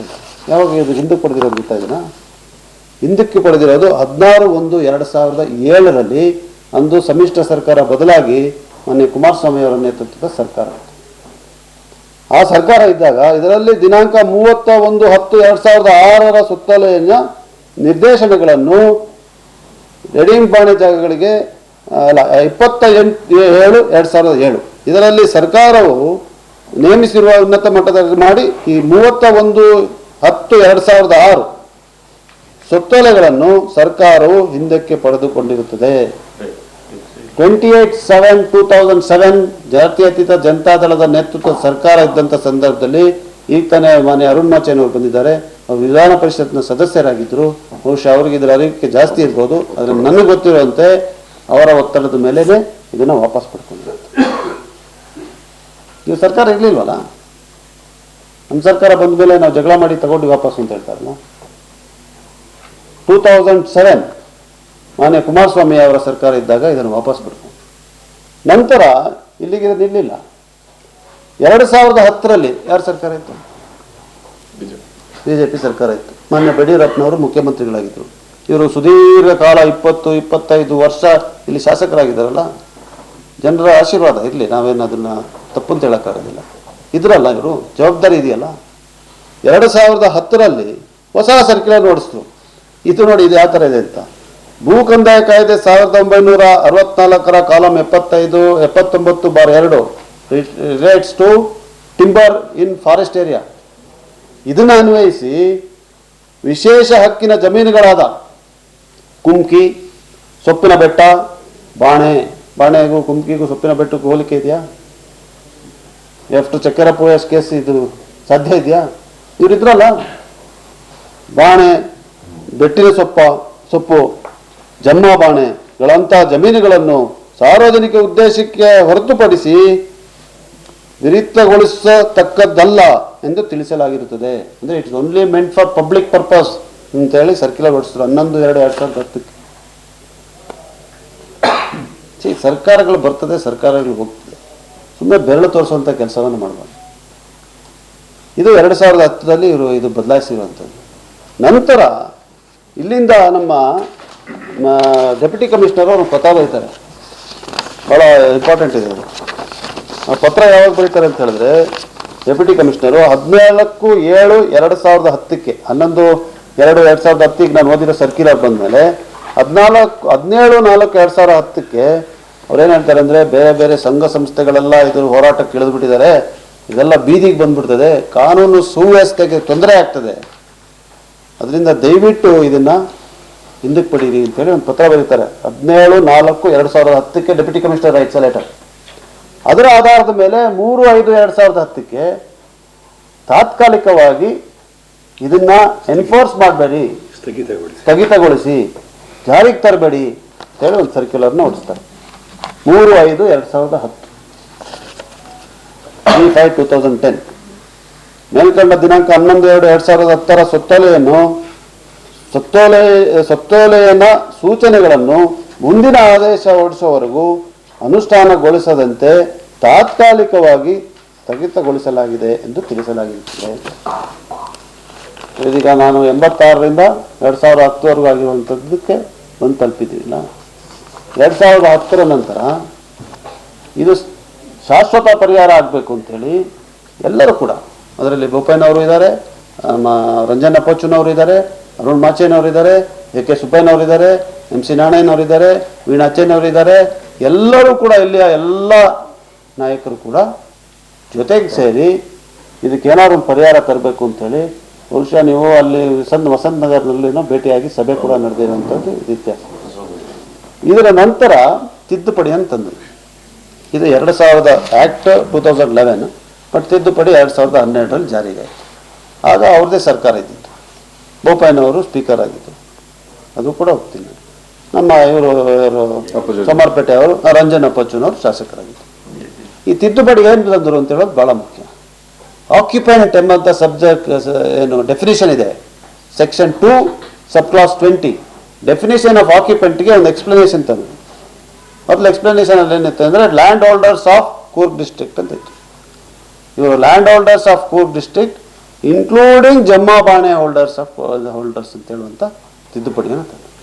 ಈ ಆಕ್ಯುಪೆಂಟ್ ಎಂಬಂಥ ಶಬ್ದಕ್ಕೆ ತಿದ್ದುಪಡಿ ತರೋದಕ್ಕೆ ಅಧಿಕಾರ ಇಲ್ಲಿಂದ ಬಂತು ಅಂತ ಹೇಳಿದ್ರೆ, ಚಕ್ಕೆರ ಪೋಯ ಕೇಸ್ನಲ್ಲಿ ಅವರು occupant under land revenue act ಅಂತ ಹೇಳಿ ಡಿಕ್ಲರೇಷನ್ ಕೊಟ್ಟಿದ್ರಲ್ಲ, 96ರಲ್ಲಿ ಆ ಸರ್ಕ್ಯುಲರ್ ಕೂಡ ಹೊರಡಿಸಿದ್ರಲ್ಲ, ಅದರ ಆಧಾರದ ಮೇಲೆ ಇದೇ ಬಂದಿರೋದು. ಅಂದರೆ ನ್ಯಾಯಾಂಗದಲ್ಲಿ ಕೊಡೋ ತೀರ್ಪನ್ನು ಶಾಸಕಾಂಗಕ್ಕೆ ತಂದು ಅದನ್ನು ಕಾನೂನಾಗಿ ಜಾರಿಗೊಳಿಸುವಂಥದ್ದು ಇದೊಂದು ಸಂವಿಧಾನಿಕವಾದಂಥ ನಡೆ. ಈಗ ಪಾಸ್ಪೋರ್ಟ್ ಆ್ಯಕ್ಟ್ ಇದೆ, ಪಾಸ್ಪೋರ್ಟ್ ಆ್ಯಕ್ಟೇ ಇರಲಿಲ್ಲ ಈ ದೇಶದಲ್ಲಿ. ನಮ್ಮ ಸರ್ವೋಚ್ಚ ನ್ಯಾಯಾಲಯ ಪಾಸ್ಪೋರ್ಟ್ಗಳನ್ನು ಕೊಡಬೇಕು ಅಂತೇಳಿ ಆದೇಶ ಮಾಡಿದ ನಂತರ ಪಾಸ್ಪೋರ್ಟ್ ಆ್ಯಕ್ಟ್ನ 1961ನಲ್ಲಿ ಜಾರಿಗೆ ತಂತು. ಸೊ ಈ ರೀತಿಯಾಗಿ ನ್ಯಾಯಾಲಯಗಳು ಕೊಡುವಂಥ ತೀರ್ಪನ್ನ ಶಾಸಕಾಂಗಕ್ಕೆ ತಂದು ಅದನ್ನು ಕಾನೂನು ಮಾಡುವಂಥದ್ದು ಪ್ರಕ್ರಿಯೆ ನಡೀತಾ ಇರ್ತದೆ. ಜಡ್ಜ್ಮೆಂಟ್ ಲಾ ಈಗ ಸ್ಯಾಂಟಿಟಿ ಕೊಡುವಂಥದ್ದು ಬೈ ಲೆಜಿಸ್ಲೇಷನ್ ಮಾಡ್ತಾರೆ. ಚಕ್ಕೆರ ಪೋಯ ಕೇಸ್ನಲ್ಲಿ ಕೊಟ್ಟಂಥ ಆದೇಶದ ಅನ್ವಯನೇ ಆಕ್ಯುಪೆಂಟ್ ಎಂಬಂಥ ಶಬ್ದಕ್ಕೆ ತಿದ್ದುಪಡಿ ಮಾಡಿದ್ರೆ ಇದಕ್ಕೆ ಬಹುಶಃ ಪರಿಹಾರ ಸಿಗುತ್ತೆ ಅಂತೇಳಿ ತಿದ್ದುಪಡಿ ಅಂತ. ಸೆಕ್ಷನ್ 80ಗೆ ಕಂದಾಯ ನಿಗದಿ ಮಾಡಿ ಅಂತ ಹೇಳೋ ತಿದ್ದುಪಡಿ ಅಂತಂದ್ರೆ, ಅಂದರೆ ಯಾವುದು ಸರ್ಕ್ಯುಲರ್ ರೂಪದಲ್ಲಿತ್ತು 96ರಲ್ಲಿ, ನಂತರ ಇವರು ವಾಪಸ್ ಪಡೆದ್ರು, ಅದಕ್ಕೆ ಕಾನೂನು ಥರದಲ್ಲಿ ಜಾರಿಗೆ ತರುವಂಥ ಕೆಲಸವನ್ನು ಮಾಡಿ. ಇದರಿಂದ ಶಾಶ್ವತವಾದಂಥ ಎಲ್ಲ ಪರಿಹಾರ ಆಗೋಯ್ತು 2012ರಿಂದ ಅಂತ ಹೇಳುವಂಥ ವಾದ ಅದು. ಇದು ವಿತ್ತಂಡವಾದ. ಯಾಕಂದರೆ ಇದು 96ರಿಂದನೇ ಇದೆ ಇದು ಪರಿಸ್ಥಿತಿ. 2006ರ ಸರ್ಕ್ಯುಲರು, 2010ರ ಸರ್ಕ್ಯುಲರ್ ಬರೋವರೆಗೂ ಇದೇ ಇದ್ದಿತ್ತು. ಅಮೆಂಡ್ಮೆಂಟ್ನ ಸರ್ಕ್ಯುಲರ್ ರೂಪದಲ್ಲಿತ್ತು. ಅಮೆಂಡ್ಮೆಂಟ್ ತಂದಿರೋದು ಭಾಳ ಒಳ್ಳೆಯದು, ಅದ್ರ ಬಗ್ಗೆ ಎರಡನೇ ಮಾತೇ ಇಲ್ಲ. ಅದನ್ನು ನಾನು ವಿರೋಧಿಸ್ತಾ ಇಲ್ಲ, ಅದನ್ನು ಸ್ವಾಗತ ಮಾಡ್ತಾ ಇದ್ದೀನಿ. ಅದರಿಂದ ಪರಿಹಾರಕ್ಕೆ ಒಂದು ಒಳ್ಳೆಯ ಹೆಜ್ಜೆ ಆಗಿದೆ ಅಂತಲೂ ಕೂಡ ನಾನು ಅವ್ರ ಥರ ಮಾತಾಡೋಕೆ ಬರೋದು. ಅದರಿಂದ ಅದರ ನಂತರ ಈ ಅಮೆಂಡ್ಮೆಂಟ್ ನಂತರ ಏನಾಯಿತು, ಯಾಕಿದು ಈ ಪರಿಸ್ಥಿತಿ ಇವತ್ತು ನಾವು ಎದುರಿಸ್ತಾ ಇದ್ದೀವಿ ಅಂತ ಹೇಳೋದು ಭಾಳ ಮುಖ್ಯ ಅಲ್ವಾ. ಕಂದಾಯ ನಿಗದಿ ಆಗಿದೆ ಅಂತ ನಿಗದಿ ಮಾಡಿ ಅಂತ ಸೆಕ್ಷನ್ 80ಗೆ ಡೈರೆಕ್ಷನ್ ಇದೆ. ಸೆಕ್ಷನ್ 80ನಲ್ಲಿ ನಿಗದಿ ಆಗಿದೆಯಾ? ಇವತ್ತು ಕೂಡ ನಾವು ಇವತ್ತು ಬೆಳಿಗ್ಗೆ ತಗೊಂಡಿರುವಂಥ ದಾಖಲೆಗಳ ಪ್ರಕಾರ ಇವತ್ತಿಗೂ 22,941 ಎಕರೆ ಜಾಗ ಇಡೀ ಕೊಡಗು ಜಿಲ್ಲೆನಲ್ಲಿ ಕಂದಾಯ ನಿಗದಿ ಆಗದೆ ಇರೋದಿದೆ. 22,941 acres is yet to be assessed to land revenue. ಪರಿಹಾರ ಆಗ್ಬಿಟ್ಟಿದೆಯಲ್ಲಪ್ಪ. ಮತ್ತೆ ಆಕ್ಯುಪೆಂಟ್ ಅಂತ ಡಿಕ್ಲೇರ್ ಆಯಿತು. ಆದರೆ ಕೂರ್ಗ್ ಲ್ಯಾಂಡ್ ರೆವಿನ್ಯೂ ರೆಗ್ಯುಲೇಷನ್ಸ್ನಲ್ಲಿ ಒಂದು ಪದ್ಧತಿ ಇದೆ. ಅದರಲ್ಲಿ ಏನು ಹೇಳ್ತಾರೆ ಅಂತ ಹೇಳಿದ್ರೆ, ಜಮಾಬಂದಿ ಅಂತ ತೋರಿಸ್ತಾ ಇದ್ರು. ಜಮಾಬಂದಿನಲ್ಲಿ ಒಂದು ಕಾಲಮ್ ನಂಬರ್ 3 ಇದೆ. ಕಾಲಮ್ ನಂಬರ್ 3ನಲ್ಲಿ ಪಟ್ಟೆದಾರನ ಹೆಸರನ್ನ ಹಾಕಲಿಕ್ಕೆ ಅವಕಾಶ ಇದೆ. RTCನಲ್ಲಿ ಇಲ್ಲ. RTCನಲ್ಲಿ ತಾವು ನೋಡಿರ್ತೀರ, ಕಾಲಮ್ 3ನಲ್ಲಿ ಟೋಟಲ್ ಏಕರೇಜ್ ಇರುತ್ತೆ. ಸರ್ವೆ ನಂಬರ್ 1ರಲ್ಲಿ 100 ಎಕರೆ ಇದೆ, 100 ಇರ್ತದೆ. ಆಮೇಲೆ 4, 5, 6, 7, 8, 9ನಲ್ಲಿ ಹಕ್ಕುದಾರರು, 12ರಲ್ಲಿ ಕಬ್ಜೆದಾರರು, ಯಾರು ವ್ಯವಸಾಯ ಏನು ಬೆಳೆ ಇದೆ ಅಂತ ಕೆಳಗಡೆ ಬರ್ತದೆ. Is RTC. ಇದರಲ್ಲಿ ಪಟ್ಟೆದಾರನ ಹೆಸರು ಹಾಕಕ್ಕಿಲ್ಲ. 2000 ಇಸ್ವಿನಲ್ಲಿ ಇಲ್ಲಿ ಒಬ್ಬರು ಜಿಲ್ಲಾಧಿಕಾರಿಗಳು ಯಾರಿದ್ರು 2000ನಲ್ಲಿ, ಅವ್ರೇನು ಮಾಡಿದ್ರು, ಕಂಪ್ಯೂಟರೈಸೇಷನ್ ಆಯ್ತು RTC. 1964, 92ರ ತೀರ್ಪು, ಸರ್ಕ್ಯುಲರು, ನಂತರ ತಿದ್ದುಪಡಿ ಇದೆಲ್ಲ ಆದರೂ ಕೂಡ ನಾವು ಜಮಾಬಂದಿ ಪದ್ಧತಿನೇ ಪಾಲನೆ ಮಾಡ್ಕೊಂಡು ಬರ್ತಾ ಇದ್ವಿ 2000 ಇಸ್ವಿವರೆಗೂ. ಜಮಾಬಂದಿನಲ್ಲಿ ಕಾಲಮ್ 3ನಲ್ಲಿರುವಂಥ ಪಟ್ಟೆದಾರನ ಹೆಸರನ್ನು ತಥಾಗಿ RTCನಲ್ಲಿ ನಮೂದು ಮಾಡಿ ಅಂತ ಹೇಳಿ 2000ರಲ್ಲಿ ಒಂದು ಸರ್ಕ್ಯುಲರ್ ಬಂತು, ಕಂಪ್ಯೂಟರೈಸ್ಡ್. ಎಲ್ಲಿಗೆ ಹಾಕಬೇಕು? ಕಾಲಮ್ 3 ಇಲ್ವಲ್ಲ ಇಲ್ಲಿ. ಪಟ್ಟೆದಾರನ ಹೆಸರು ಎಲ್ಲಿಗೆ ಹಾಕಬೇಕು? ಮತ್ತು ಪಟ್ಟೆದಾರನ ಕೆಳಗಡೆ ಇರುವಂಥ ಎಲ್ಲ ಅವನ ವಂಶಸ್ಥರು ಎಲ್ಲಿಗೆ ಹಾಕಬೇಕು? ಅದಕ್ಕೆ ಅವ್ರು ತೆಗೆದು ಕಾಲಮ್ 9ನಲ್ಲಿ ಹಾಕಿದರು. ಕಾಲಮ್ 9 ಯಾವ ಕಾಲಮ್? RTCನಲ್ಲಿ ಹಕ್ಕುದಾರರ ಮಾಲೀಕನ ಹೆಸರು. ಮಾಲೀಕನ ಹೆಸರಿಗೆ ಪಟ್ಟೆದಾರನ ಹೆಸರು ಹಾಕ್ಬಿಟ್ರು RTCನಲ್ಲಿ. ಇದು ಬದಲಾಗಿದೆ ಇವತ್ತವರೆಗೂ? ಇದು ಬದಲಾಗಿಲ್ಲ. ಮತ್ತು ಜಸ್ಟಿಸ್ ಸೂರಜ್ ಗೋವಿಂದರಾಜ್ ಅಂತೇಳಿ ಒಬ್ಬ ಸಿಂಗಲ್ ಜಡ್ಜ್ ಅವರು ಒಂದು ತೀರ್ಪನ್ನು ಕೊಟ್ಟಿದ್ದಾರೆ. 2024 ಕೊಟ್ಟಿದ್ದಾರೆ ತೀರ್ಪು ಅವರು. ಆ ತೀರ್ಪನ್ನು ಇಟ್ಕೊಂಡು ಭಾಳಷ್ಟು ಮಾತನಾಡಿದ್ರು. ಆ ತೀರ್ಪು ಜಡ್ಜ್ ಬರೆದಿರೋದು, ಸರ್ಕಾರ ಅಲ್ಲ. ನ್ಯಾಯಾಲಯಕ್ಕೆ ಕಾಂಗ್ರೆಸ್ಸು, BJP, JDS ಇಲ್ಲ. ನ್ಯಾಯಾಲಯ ಸಂವಿಧಾನದ ಅಡಿಯಲ್ಲಿ ತೀರ್ಮಾನಗಳನ್ನು ತಗೊಳ್ತದೆ. ಸೊ ಈ ಇದರಲ್ಲಿ ನ್ಯಾಯಾಲಯ ಮುಂದೆ ಹೋದವರ ಹೆಸರೆಲ್ಲ ನ್ಯಾಯಾಲಯಕ್ಕೆ ಯಾರು ಬೇಕಾದ್ರೂ ಹೋಗ್ಬೋದು. ಅವ್ರೇನು ಫ್ಲಾಗ್ ಹಾಕೊಂಡು ಹೋಗ್ತಾರಾ? Anybody can go.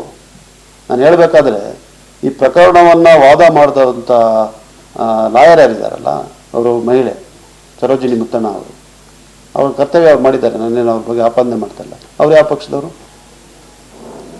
ಏನಾದರೂ ಅರ್ಥ ಅವರು BJP ಅಂತ ಹೇಳಿದ್ರೆ ಇದು BJP ಅವ್ರ ಪಿಟಿಷನ್ ಅಂತಾನ? ಇಲ್ಲಿ ಹೋದವರು ಕಾಂಗ್ರೆಸ್ನವರು ಅಂತಾರೆ. ಇದೆಲ್ಲ ಯಾವುದ್ರಿ ಭಾಷೆ? ನ್ಯಾಯಾಲಯಕ್ಕೆ ಹೋಗ್ಬಾರ್ದಾ? ಸರಿಯೋ ತಪ್ಪು? ನಾನು ತಿದ್ದುಪಡಿನ 2012ರಲ್ಲಿ ಆಗಿರೋದನ್ನ ನಾವೆಲ್ಲರೂ ಕೂಡ ಸ್ವಾಗತ ಮಾಡ್ತೀವಿ, ಅದನ್ನು ಒಪ್ತೀವಿ.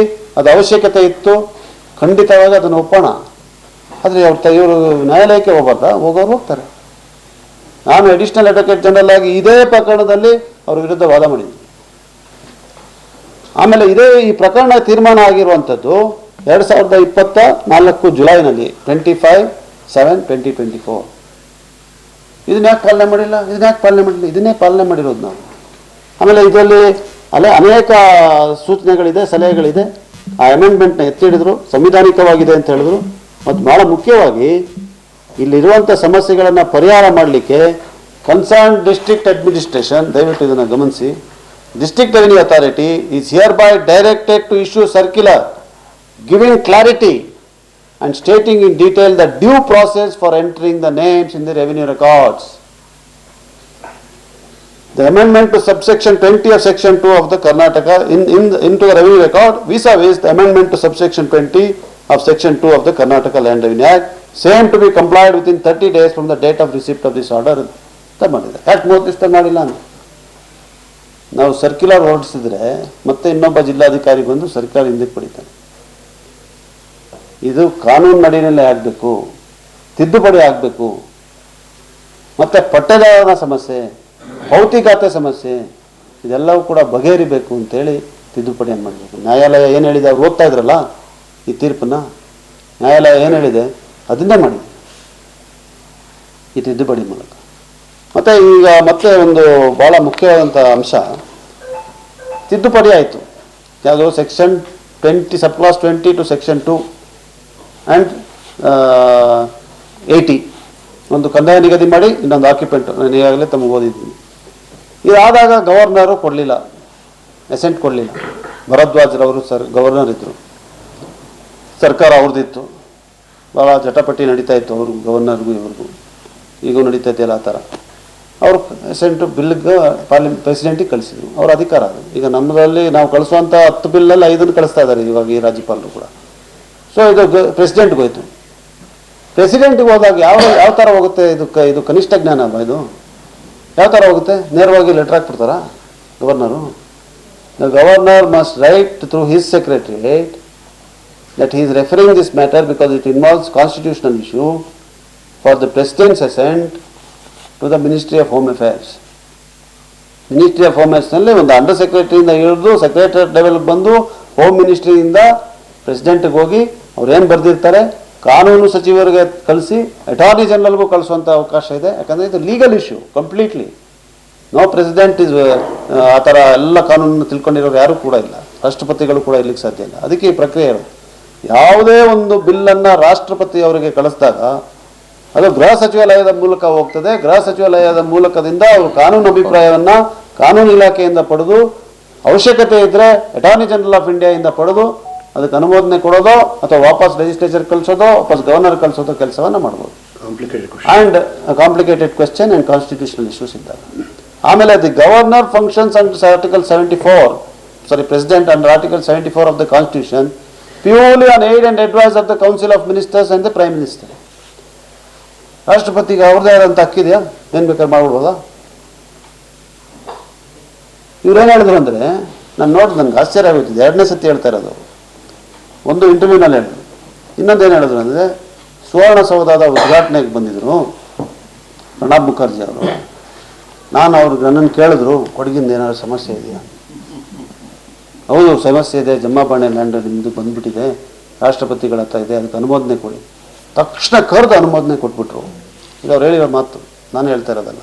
ಇದು ಒಂದು ಇಂಟರ್ವ್ಯೂ ಅವರು ಡಾಕ್ಟರ್ ಖುಷ್ವಂತ್ ಕೊಯಿಲ್ಬೇಲ್ ಅವ್ರ ಇಂಟರ್ವ್ಯೂನಲ್ಲೂ ಹೇಳಿದ್ರು. ನಾನು ಅದಕ್ಕೆ ಉತ್ತರ ಕೊಡೋಕೆ ಹೋಗಲಿಲ್ಲ, ಯಾಕಂದರೆ ಪಾಪ ಅವರು ಸೀನಿಯರ್ ಇದ್ದಾರೆ, ಅವ್ರು ಏನು ಬೇಕಾದ್ರೆ ಹೇಳ್ಕೊಂಡಿರಲಿ. ಬಟ್ ಈಗ ನಾವು ತಂದ ತಿದ್ದುಪಡಿಗೆ ವಿರೋಧವಾಗಿ ಈ ಮಾತುಗಳನ್ನ ಹೇಳಿದಾಗ ನಾನು ಸ್ಪಷ್ಟೀಕರಣ ಕೊಡ್ತಾ ಇದ್ದೀನಿ ಅಷ್ಟೇ. ಸಾಧ್ಯ ಇದೆ ಇದು. ಅದಕ್ಕೆ ನಾನೇನು ಮಾಡಿದೆ, ಪ್ರಣಬ್ ಮುಖರ್ಜಿ ಅವರು ಸುವರ್ಣಸೌಧ ಉದ್ಘಾಟನೆ ಮಾಡೋಕ್ಕೆ ಬಂದಂಥ TP ತೆಗೆದುಬಿಟ್ಟಿದ್ದೀನಿ. ಅವ್ರು ಯಾವಾಗ ಬರೆದ್ರು,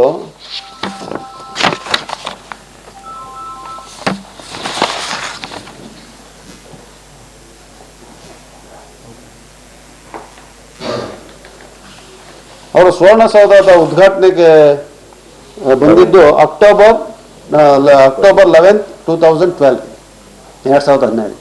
ಅವರು ಜುಲೈ ಕೊನೆಯಲ್ಲಿ 26 ಜುಲೈ, ನನಗೆ ತಾರೀಕು ಸರಿ ಇದ್ದರೆ 26 ಜುಲೈಗೆ ಅವರು ರಾಷ್ಟ್ರಪತಿಗಳಾದರು ಪ್ರಣಬ್ ಮುಖರ್ಜಿ. ಅದಾಗಿ 2.5 ತಿಂಗಳಲ್ಲಿ ಸುವರ್ಣಸೌಧದ ಉದ್ಘಾಟನೆಗೆ ಅವ್ರು ಬಂದರು. ಇನಾಗ್ರೇಷನ್ 11/10/2012 ಆಯಿತು. ಅವರು 25/7/2012 ಪ್ರಧಾನಮಂತ್ರಿಗಳಾದರು, ರಾಷ್ಟ್ರಪತಿಗಳಾದರು. ಅವರು ಇನಾಗ್ರೇಷನ್ಗೆ ಬಂದಂಥ ದಿವಸ ನೇರವಾಗಿ ಸಾಂಬ್ರಾ ಏರ್ಪೋರ್ಟ್ಗೆ ಬೆಳಗ್ಗೆ ಲ್ಯಾಂಡ್ ಆಗ್ತಾರೆ. ಹಾಗೆ ಸೀದಾ ಸುವರ್ಣಸೌಧದ ಉದ್ಘಾಟನೆಗೆ ಹೋಗಿ ಲೆಜಿಸ್ಲೇಚರ್ ಬಿಲ್ಡಿಂಗನ್ನು ಉದ್ಘಾಟನೆ ಮಾಡಿ ನೇರವಾಗಿ ಜಾಯಿಂಟ್ ಸೆಷನ್ ಆಫ್ ಲೆಜಿಸ್ಲೇಚರ್ನ ಉದ್ದೇಶ ಮಾಡಿ ಭಾಷಣ ಮಾಡಲಿಕ್ಕೆ ಹೋಗ್ತಾರೆ. ಅದಾಗಿದ ನಂತರ ಜ್ಞಾನಪೀಠ ಅವಾರ್ಡನ್ನು ಕೊಡ್ತಾರೆ ಚಂದ್ರಶೇಖರ್ ಕಂಬಾರ್ ಅವರು. ನಂತರ ಅವರು ಫೌಂಡೇಶನ್ ಸ್ಟೋನ್ ಲೇಯಿಂಗ್ ಮಾಡ್ತಾರೆ, Swami Vivekananda value education and cultural ಸೆಂಟರ್ಗೆ ಹೋಗ್ತಾರೆ. ಮತ್ತು ಮಧ್ಯದಲ್ಲಿ 1 ಅವರು ಇದು ಏನು ನಮ್ಮ ಇದು ಏನಿದೆ IB ಅತಿಥಿ ಗೃಹಕ್ಕೆ ಹೋಗ್ತಾರೆ. ಮತ್ತು ಅಲ್ಲಿಂದ ನೇರವಾಗಿ ವಾಪಸ್ಸು ಸಾಯಂಕಾಲ ಅಷ್ಟೊತ್ತಿಗೆ ವಾಪಸ್ ಬಂದ್ಬಿಡ್ತಾರೆ. ಇದ್ರ ಮಧ್ಯದಲ್ಲಿ ಇವ್ರಿಗೆ ಹೋಗಿ ಕೊಡಗಿನ ಸಮಸ್ಯೆ ಯಾವಾಗ ಅವರು ಕರೆದ್ಬಿಟ್ಟು ಸೆಕ್ರೆಟ್ರಿನ ಇದೆಲ್ಲ ಆಗ್ತದೆ, ಸಾಧ್ಯ ಇದೆಯಾ? ಕಾನೂನು ವ್ಯವಸ್ಥೆ ಇಲ್ಲ, ಸಿಸ್ಟಮ್ ಇಲ್ಲ, ಇದೊಂದು ಕಾನೂನು ವ್ಯವಸ್ಥೆ ಇಲ್ವಾ? ಏನು ಬೇಕಾದ್ರೆ ಹೇಳ್ಕೊಡೋದ ಜನರಿಗೆ? ಏನು ನಂಬಿಡ್ತಾರಂತನ? ಇವತ್ತು ಸಾಮಾಜಿಕ ಜಾಲತಾಣದಲ್ಲಿ ಜನವಲಯದಲ್ಲಿ ಏನು ಅಭಿಪ್ರಾಯ ಇದೆ ಮೊನ್ನೆ ಅವರ ಮಾಧ್ಯಮಗೋಷ್ಠಿ ಬಗ್ಗೆ ನಾನು ಹೇಳೋದಕ್ಕೆ ಹೋಗೋದಿಲ್ಲ. ಈ ರೀತಿಯಾಗಿ ಮಾಡಕ್ಕೆ ಹೋಗ್ಬಾರ್ದು. ನಾವೆಲ್ಲ ಜೊತೆಗೆ ಸೇರೋಣ, ಸಮಸ್ಯೆನ ಬಗೆಹರಿಸೋಣ. ಮತ್ತೆ 2028 ಬರ್ತದೆ, ರಾಜಕೀಯ ಇದ್ದೇ ಇರ್ತದೆ, ಗೆಲುವು ಸೋಲು ಜನರ ಕೈಯಲ್ಲಿದೆ, ಅವರು ಆಶೀರ್ವಾದ ಮಾಡ್ತಾರೆ. ಅವತ್ತು ವೀರಪ್ಪ ಮೊಯ್ಲಿ ಅವರು ಎನರ್ಜಿ ಮಿನಿಸ್ಟರ್ ಆಗಿದ್ದು, ಅವರು ಕಾನೂನು ಸಚಿವರಾಗಿ ಕೆಲವೇ ದಿನಗಳಾಗಿತ್ತು ಅವರು ಎನರ್ಜಿ ಮಿನಿಸ್ಟರ್ ಆಗಿ. ಸೊ ಅವರ ಗಮನಕ್ಕೆ ತಂದು ಅವರೊಬ್ಬರು ಮಂತ್ರಿ, ಅವರು ಸಲಹೆ ಕೊಡುವಂಥವ್ರು ಪ್ರೆಸಿಡೆಂಟ್ಗೆ, is part of the council of minister. Law minister Ashwini Kumar ಇತ್ತು.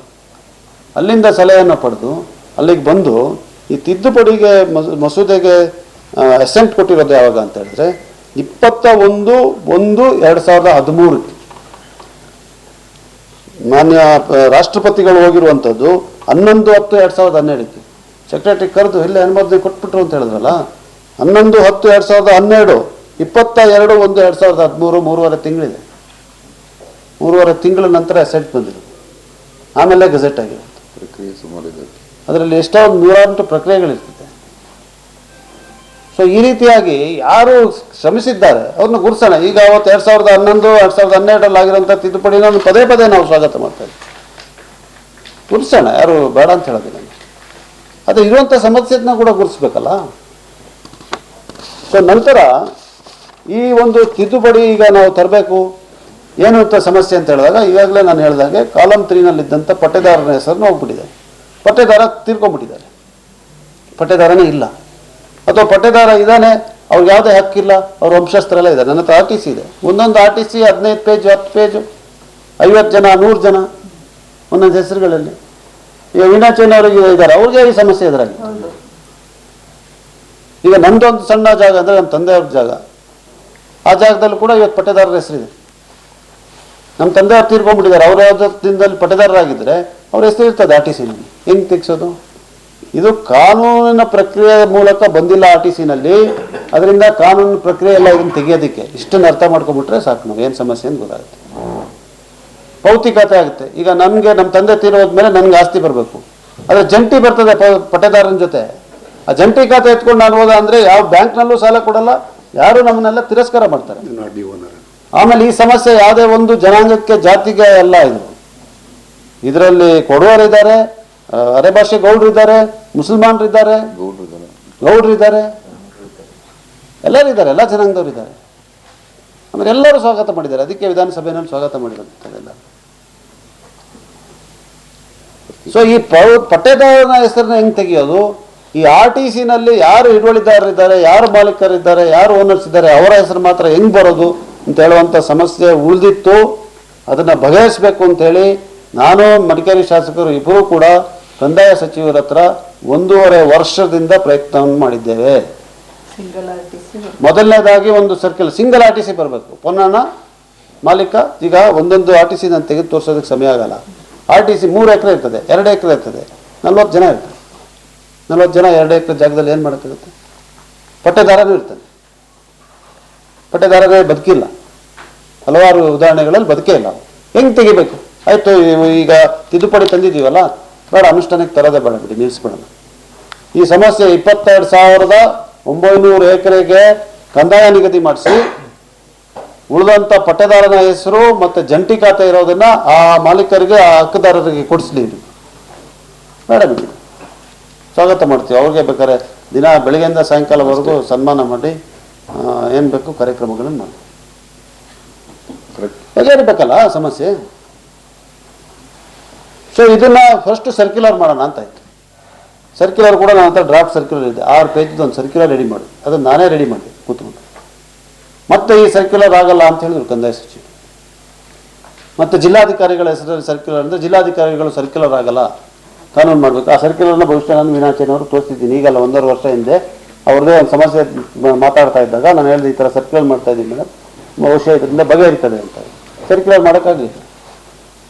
ತಿದ್ದುಪಡಿಯನ್ನು ತರೋಣ ಅಂಥೇಳಿ ತಿದ್ದುಪಡಿ ಮಸೂದೆ ಮೊದಲನೇ ಸೆಷನ್ನಲ್ಲಿ ಬಂದಾಗ, ಅಂದರೆ ಬೆಳಗಾಂ ಸೆಷನ್ಗಿಂತ ಹಿಂದಿನ ಸೆಷನ್ನಲ್ಲಿ ಬಂದಾಗ, ಜುಲೈನಲ್ಲಿ ಅಲ್ಲ August session, monsoon session correct ಬಂದಾಗ ತಿದ್ದುಪಡಿಯನ್ನು 127, 128, 129, 130 ಎಲ್ಲ ಸೆಕ್ಷನ್ಸ್ ತಂದು ಜಂಟಿಯಾಗಿ ಹೆಂಗೆ ಸೇರಿಸೋದು ಅಂತೇಳಿ ಬಂದ್ಬಿಟ್ಟಿತ್ತು.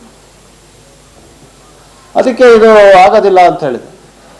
ಆಮೇಲೆ ಅವರು ಪತ್ರಿಕಾಗೋಷ್ಠಿಯಲ್ಲಿ ಹೇಳ್ತಾರೆ, ಗೋಪಯ್ಯನವರು ನನ್ನ ಹತ್ರ ಮಾತಾಡಿದ್ದಾರೆ, ನಾನು ಮಾತಾಡಿಲ್ಲ ಅವ್ರ ಹತ್ರ ಅಂತ. ಅದು ನಿಜ. ಅವ್ರು ನನಗೆ ಫೋನ್ ಮಾಡಿದರು, ಅವರೇ ಮಾಡಿದರು, ನಾನು ಮಾಡಿಲ್ಲ. ಬಹುಶಃ ನಾನು ಮಾಡಬೇಕಿತ್ತೇನೋ ನನಗೆ ಗೊತ್ತಿಲ್ಲ, ನಾನೇನು ಉದ್ದೇಶಪೂರ್ವಕ ಏನೋ ಅವ್ರು ಮಾಡದೇ ಇಲ್ಲ, ಬಟ್ ಅವ್ರು ಮಾಡಿದರು ಫೋನ್ ಮಾಡಿದಾಗ ಹಿಂಗೆ ಬಂದಿದೆ. ಅದೇ ಹೆಂಗೆ ಆ ಥರ ಮಾಡಿದ್ರು ಅಂತ. ಇಲ್ಲ ಸರ್ ಗೊತ್ತಲ್ಲ ನಿಮ್ಗೆ ಅಧಿಕಾರಿಗಳು ಯಾವ ಥರ ಇದ್ದಾರೆ ಅಂತೇಳಿ ಅದನ್ನು ಸರಿಪಡಿಸ್ತಾ ಇದ್ದೀವಿ. ಈಗ ಸೆಲೆಕ್ಟ್ ಕಮಿಟಿಗೆ ಹೋಗ್ತೀವಿ. ಸೆಲೆಕ್ಟ್ ಕಮಿಟಿ ಮೀಟಿಂಗ್ ಇದ್ದಾಗ ನಿಮ್ಮ ಆಫೀಸ್ಗೆ ಬರ್ತೀನಿ ಅಂತ ಬರಲಿಲ್ಲ ಅವ್ರು ನನ್ನ ಆಫೀಸಿಗೆ. ಆಯಿತು ಬನ್ನಿ ಸರ್ ಸ್ವಾಗತ ನಿಮಗೆ ಅಂತ ಹೇಳಿದ್ರೆ ಅವ್ರ ಆಫೀಸ್ ಬರಲಿಲ್ಲ. ಆಮೇಲೆ ಆ ಡ್ರಾಫ್ಟ್ ಅಂತ ಕಳಿಸ್ಕೊಡು ಅಂತ ಹೇಳಿದ್ರು. ನನ್ನ ಹತ್ರ ಫೋನಲ್ಲಿದೆ ಡ್ರಾಫ್ಟನ್ನು ಅವರು ಕಳಿಸ್ಕೊಟ್ಟಿದ್ದೀನಿ. ಯಾವ ಅಮೆಂಡ್ಮೆಂಟ್ ಇದೆ ಇದು ಅವಶ್ಯಕತೆನೇ ಇಲ್ಲ ಅಂಥೇಳಿ 127 ತಂದಿರೋಂಥ ಅಮೆಂಡ್ಮೆಂಟು ಅದನ್ನು ಅವ್ರು ಕಳಿಸ್ಕೊಟ್ಟಿದ್ದೀನಿ.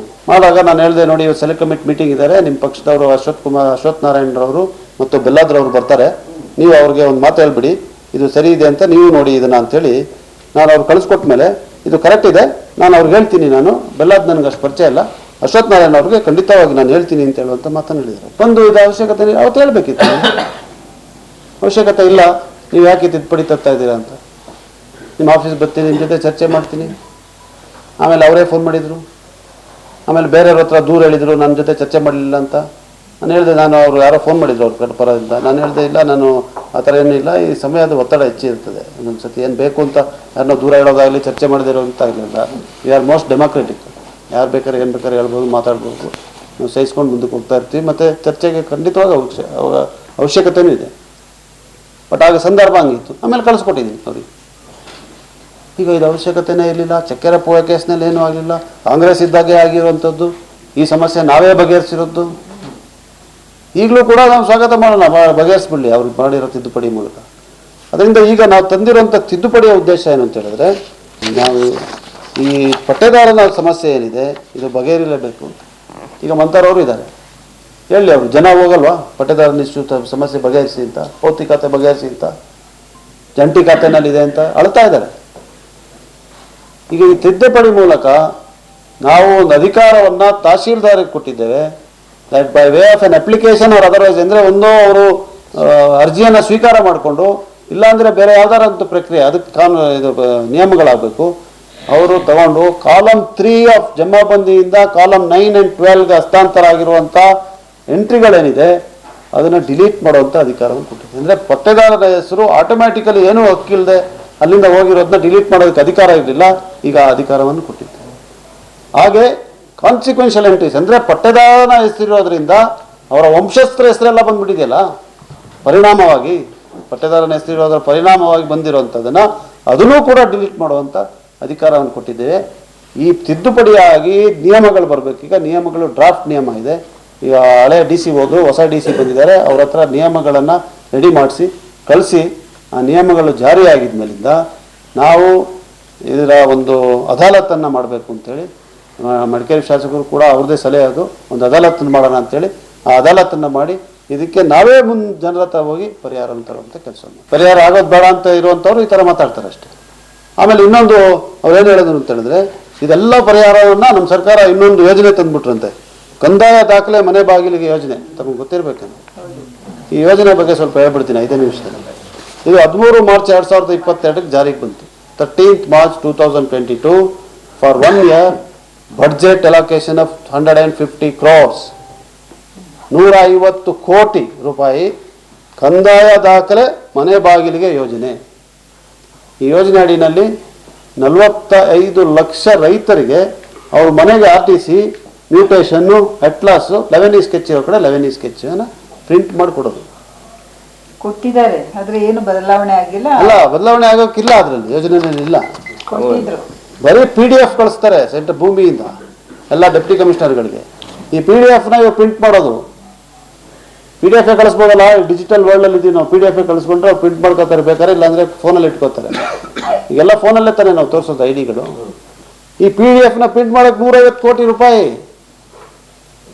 ಈಗ ಇದನ್ನ ಮಾತಾಡೋದಕ್ಕೆ ಅಂತ ಹುಡುಕ್ದಾಗ ಸಿಕ್ತಿತ್ತು. ಕಂದಾಯ ಮಂತ್ರಿದು ಫೋಟೋ ಇತ್ತು ಅದರಲ್ಲಿ, ಕಂದಾಯ ಮಂತ್ರಿ ಫೋಟೋ, ಮುಖ್ಯಮಂತ್ರಿ ಫೋಟೋ, ಡೆತ್ ಸರ್ಟಿಫಿಕೇಟ್ ನಲ್ಲೂ ಫೋಟೋ ಇರುವುದು. ನನ್ನ ಹತ್ರ ಇದೆ ಇನ್ನೂ. ಕೋವಿಡ್ ಫೋಟೋ ಎಲ್ಲ, ಇಂಜೆಕ್ಷನ್ ಅದಕ್ಕೂ ಫೋಟೋ, ಈ ತರ ಇರುತ್ತಲ್ಲ.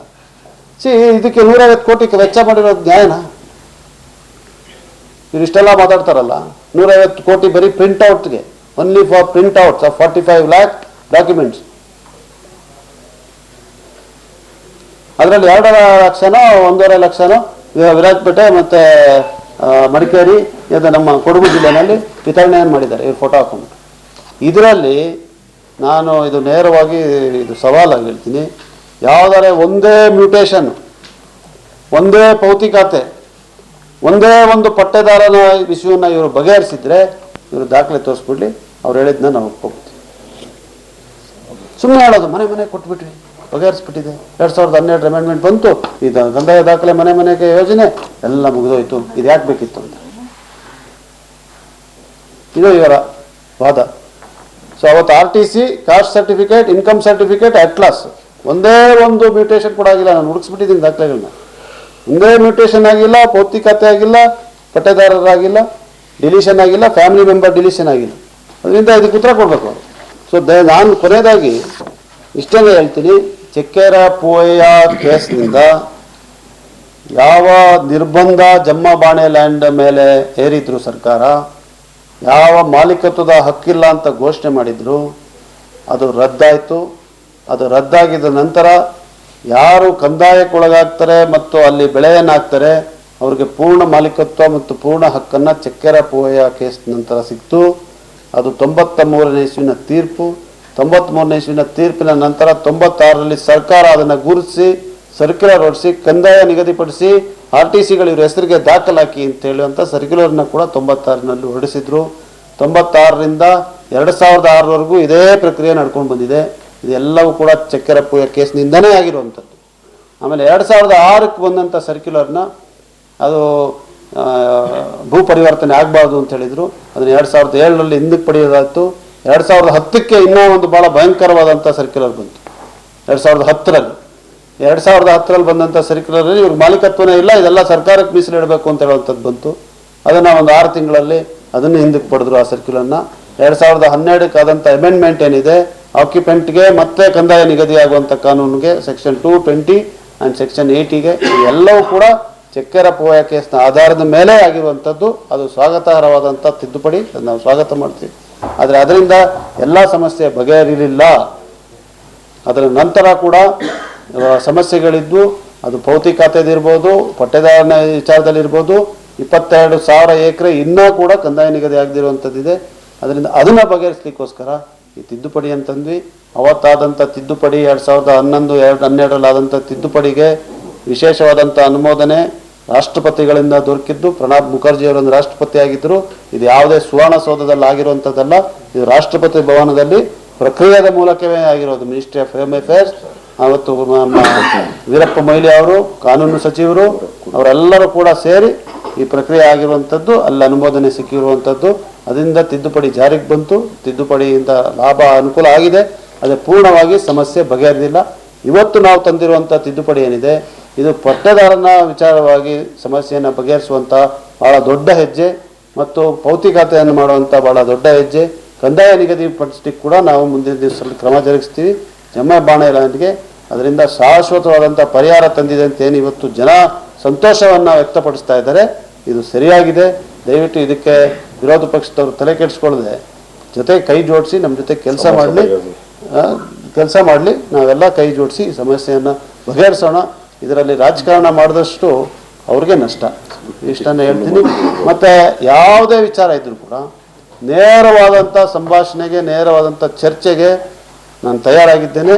ನೀವಿಬ್ಬರೂ ತಯಾರಾಗಿದ್ವಿ, ನಾವೆಲ್ಲ ಕೂಡ ತಯಾರಾಗಿದ್ವಿ. ಯಾವತ್ತೂ ಬೇಕಾದ್ರೆ ವೇದಿಕೆಯನ್ನು ತಯಾರು ಮಾಡಿ ಎಲ್ಲ ನಾನು ಹೇಳಿರುವಂಥ ವಿಚಾರವನ್ನು ಒಂದೇ ಒಂದು ಲೈನ್ ಕೂಡ ತಪ್ಪಾಗಿದ್ದ ಅಂದರೆ ಅದನ್ನು ಅವರು ತೋರಿಸ್ಲಿ, ಮಾತಾಡೋಣ, ಚರ್ಚೆ ಮಾಡೋಣ, ನಾವು ಸ್ವಾಗತ ಮಾಡ್ತೀವಿ. ಜನರಿಗೆ ದಾರಿ ತಪ್ಪಿಸುವಂಥ ಕೆಲಸವನ್ನು ನಿಲ್ಲಿಸಿ. ಪದೇ ಪದೇ ಮೊನ್ನೆ ಯಾವುದೋ ಒಂದು ವಿಡಿಯೋ ನೋಡ್ತಾ ಇದ್ವಿ, ಅದರಲ್ಲಿ ಎಲ್ಲ ಕೇಂದ್ರ ಸರ್ಕಾರ ಮಾಡಬೇಕು ಹೋಗಪ್ಪ ಅಂದ್ಬಿಡ್ತಾರೆ.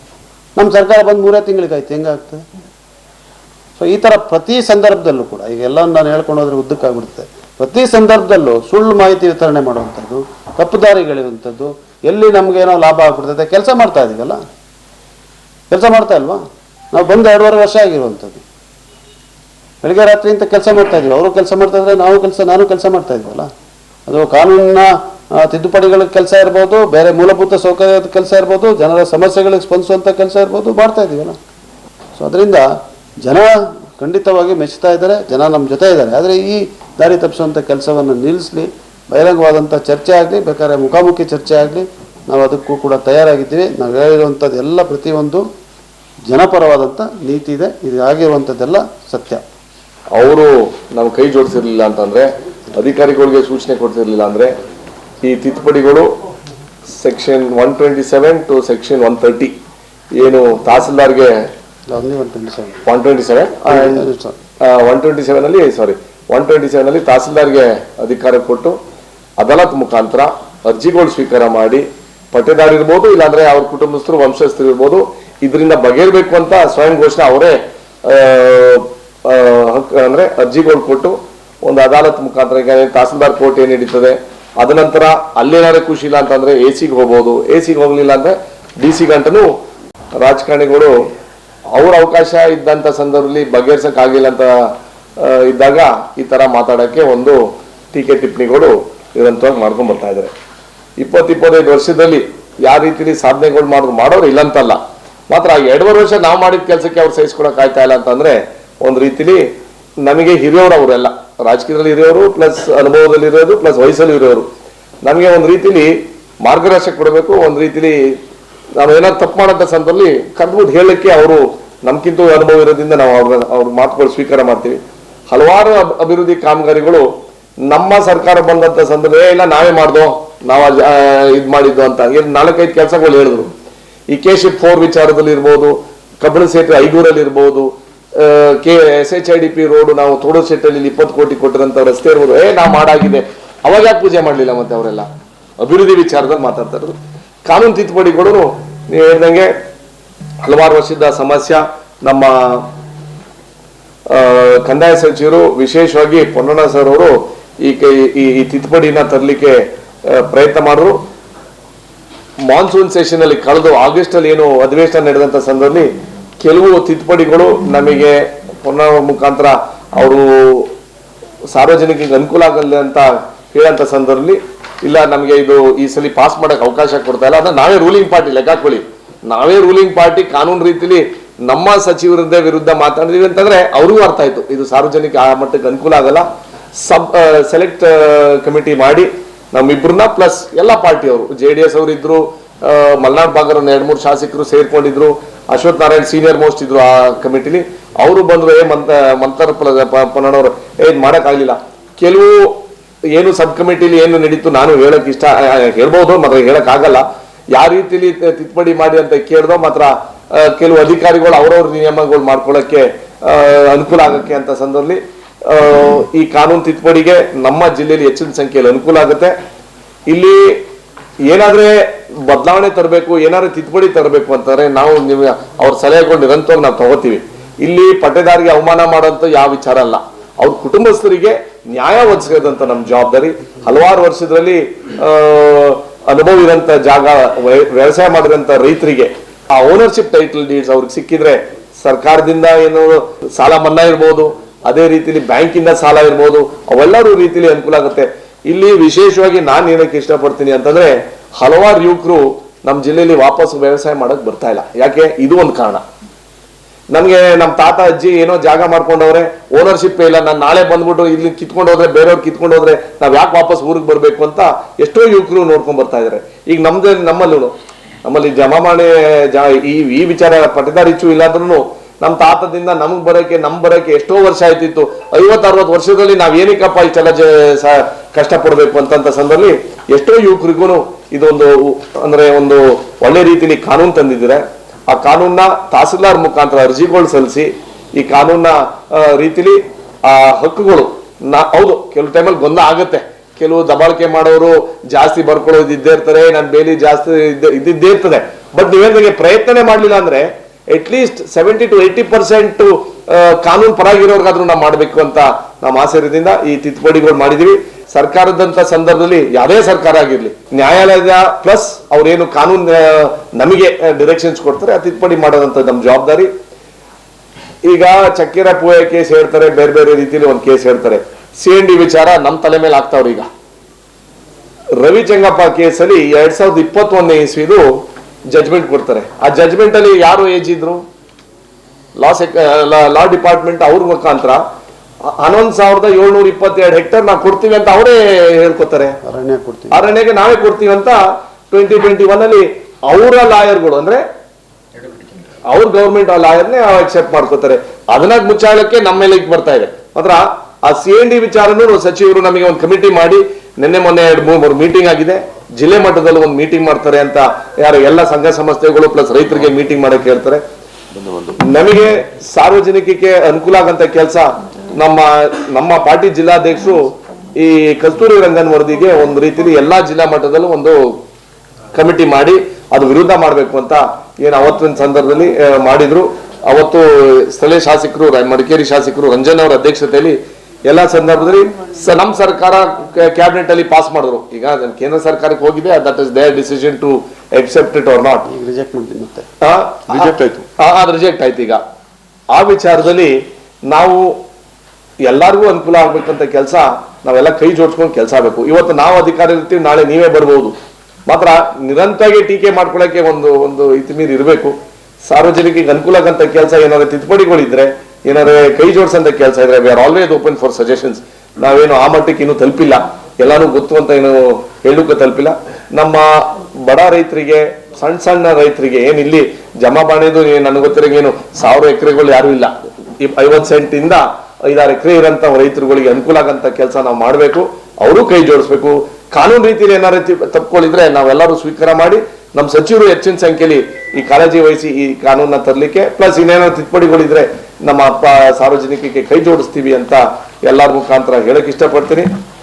ಆ ವಿಚಾರದಲ್ಲಿ ಕಂದಾಯ ಸಚಿವರಿಗೆ ಮತ್ತೊಮ್ಮೆ ನಮ್ಮ ಜಿಲ್ಲೆಯ ಎಲ್ಲ ರೈತರ ಪರವಾಗಿ ಅವರಿಗೆ ಅಭಿನಂದನೆ ತಿಳಿಸಕ್ಕೆ ಇಷ್ಟಪಡ್ತೀನಿ. ಡ್ರಾಫ್ಟ್ ಆಗಿದೆ, ಸ್ಟೇಜ್ ಅಲ್ಲಿ ಇದೆ. ಇನ್ಫ್ಯಾಕ್ಟ್ ಇವತ್ತು ಸ್ಟೇಜ್ ಡ್ರಾಫ್ಟ್ ಇವತ್ತು ರೆಡಿ ಆಗಬೇಕಿತ್ತು, ಅಷ್ಟರಲ್ಲಿ ಸ್ವಲ್ಪ ಬದಲಾವಣೆ ಆಯ್ತಲ್ಲ. ಈಗ ಅದು ಡ್ರಾಫ್ಟ್ನ ತಗೊಂಡು ಫೈನಲೈಸ್ ಮಾಡಿ ರೂಲ್ಸ್ ಆದ್ಮೇಲೆ ಇದು ಮಾಡ್ತೀವಿ, ಅದಾಲತ್ ಮಾಡ್ತೀವಿ.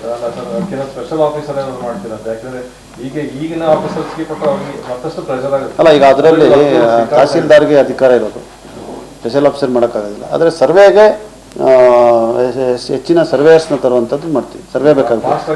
ಹಾಂ, ಮಾಡಬೇಕು. ಪ್ರಕ್ರಿಯೆಗಳಷ್ಟೇ ಸಣ್ಣ ಸಣ್ಣ.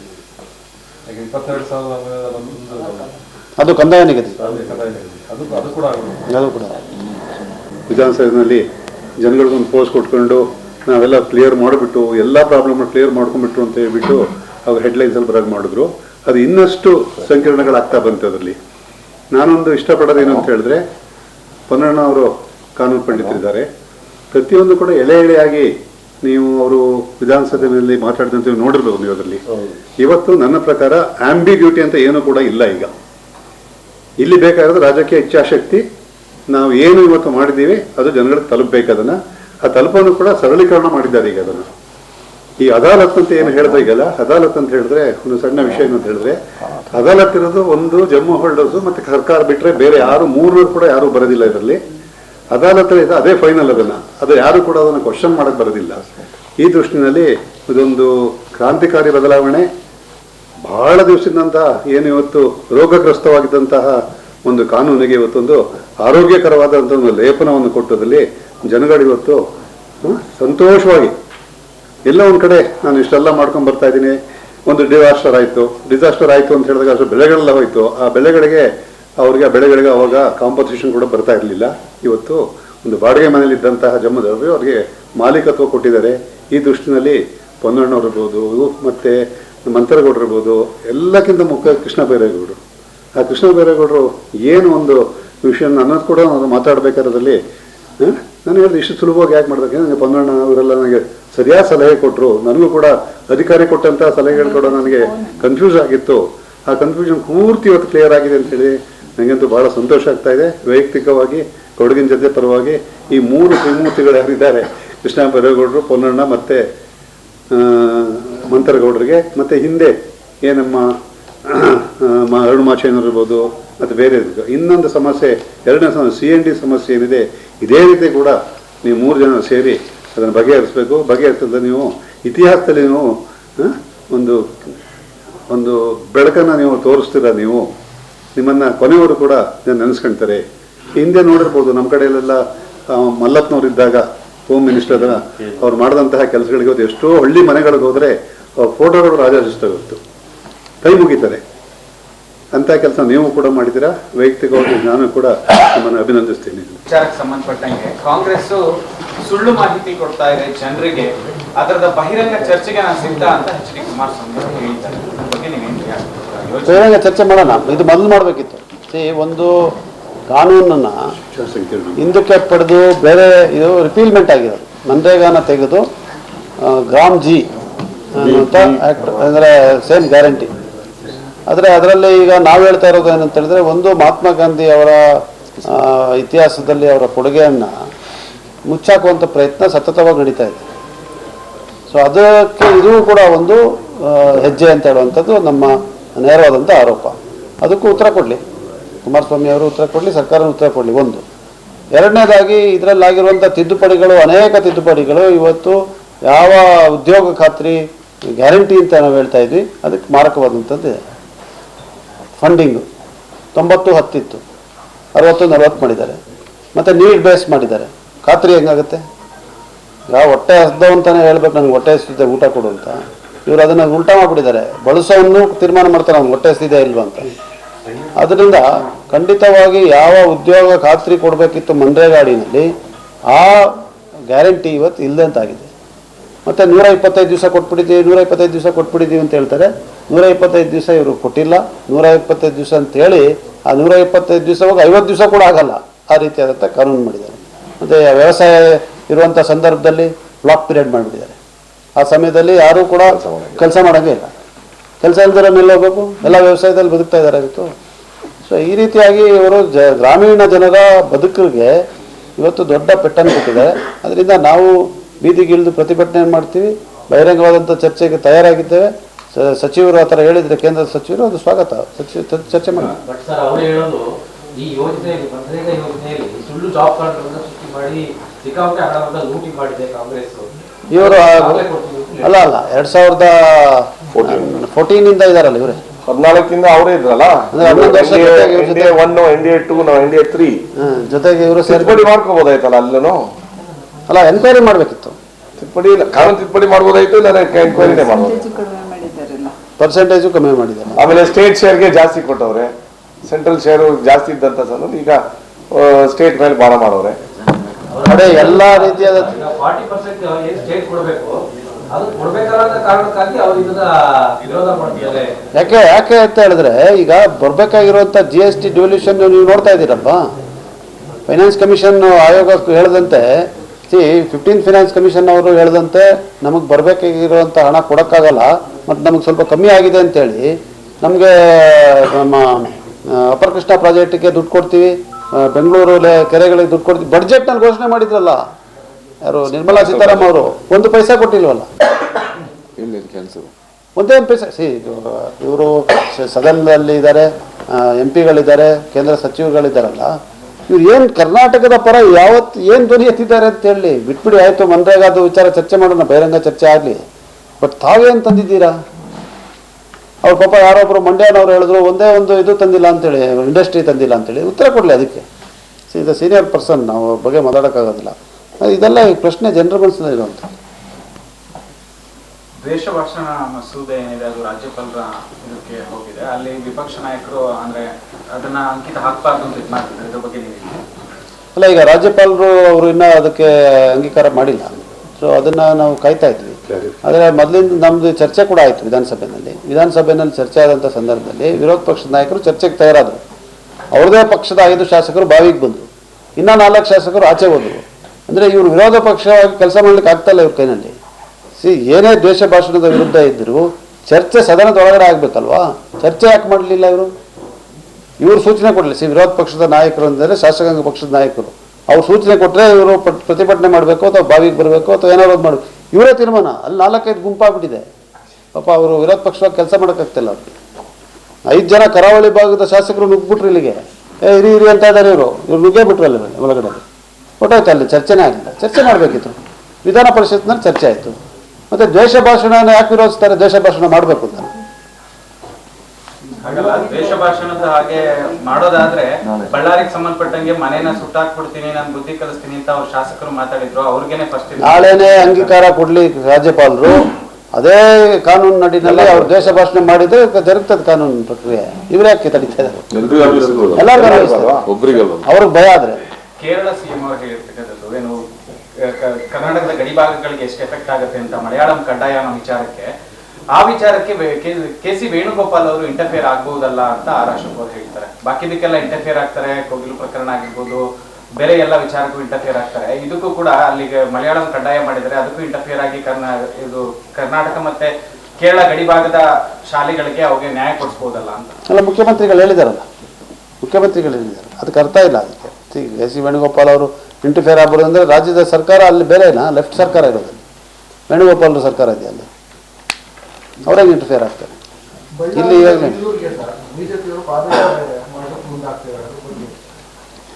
ಅಲ್ಲ ಮಾಡಲಿ, ಅವರು ಮತ್ತೆ ಹಳೆ ಬೆಳ್ಳಾರಿ ಆಗಬೇಕು ಅಂತ ಅವರ ಕನಸು. ಅದಾಗಕ್ಕೆ ನಾವು ಬಿಡಲ್ಲ ಅಂತ ಹೇಳೋದಕ್ಕೆ ಅವ್ರು ಬೇಜಾರು ಮಾಡ್ಕೊಂಡಿದ್ದಾರೆ. ಬೆಂಗಳೂರು ಬೆಳ್ಳಾರಿ ಮಾಡೋಕೆ ಕೊಟ್ಟಿದ್ದಾರೆ ಅಷ್ಟೇ.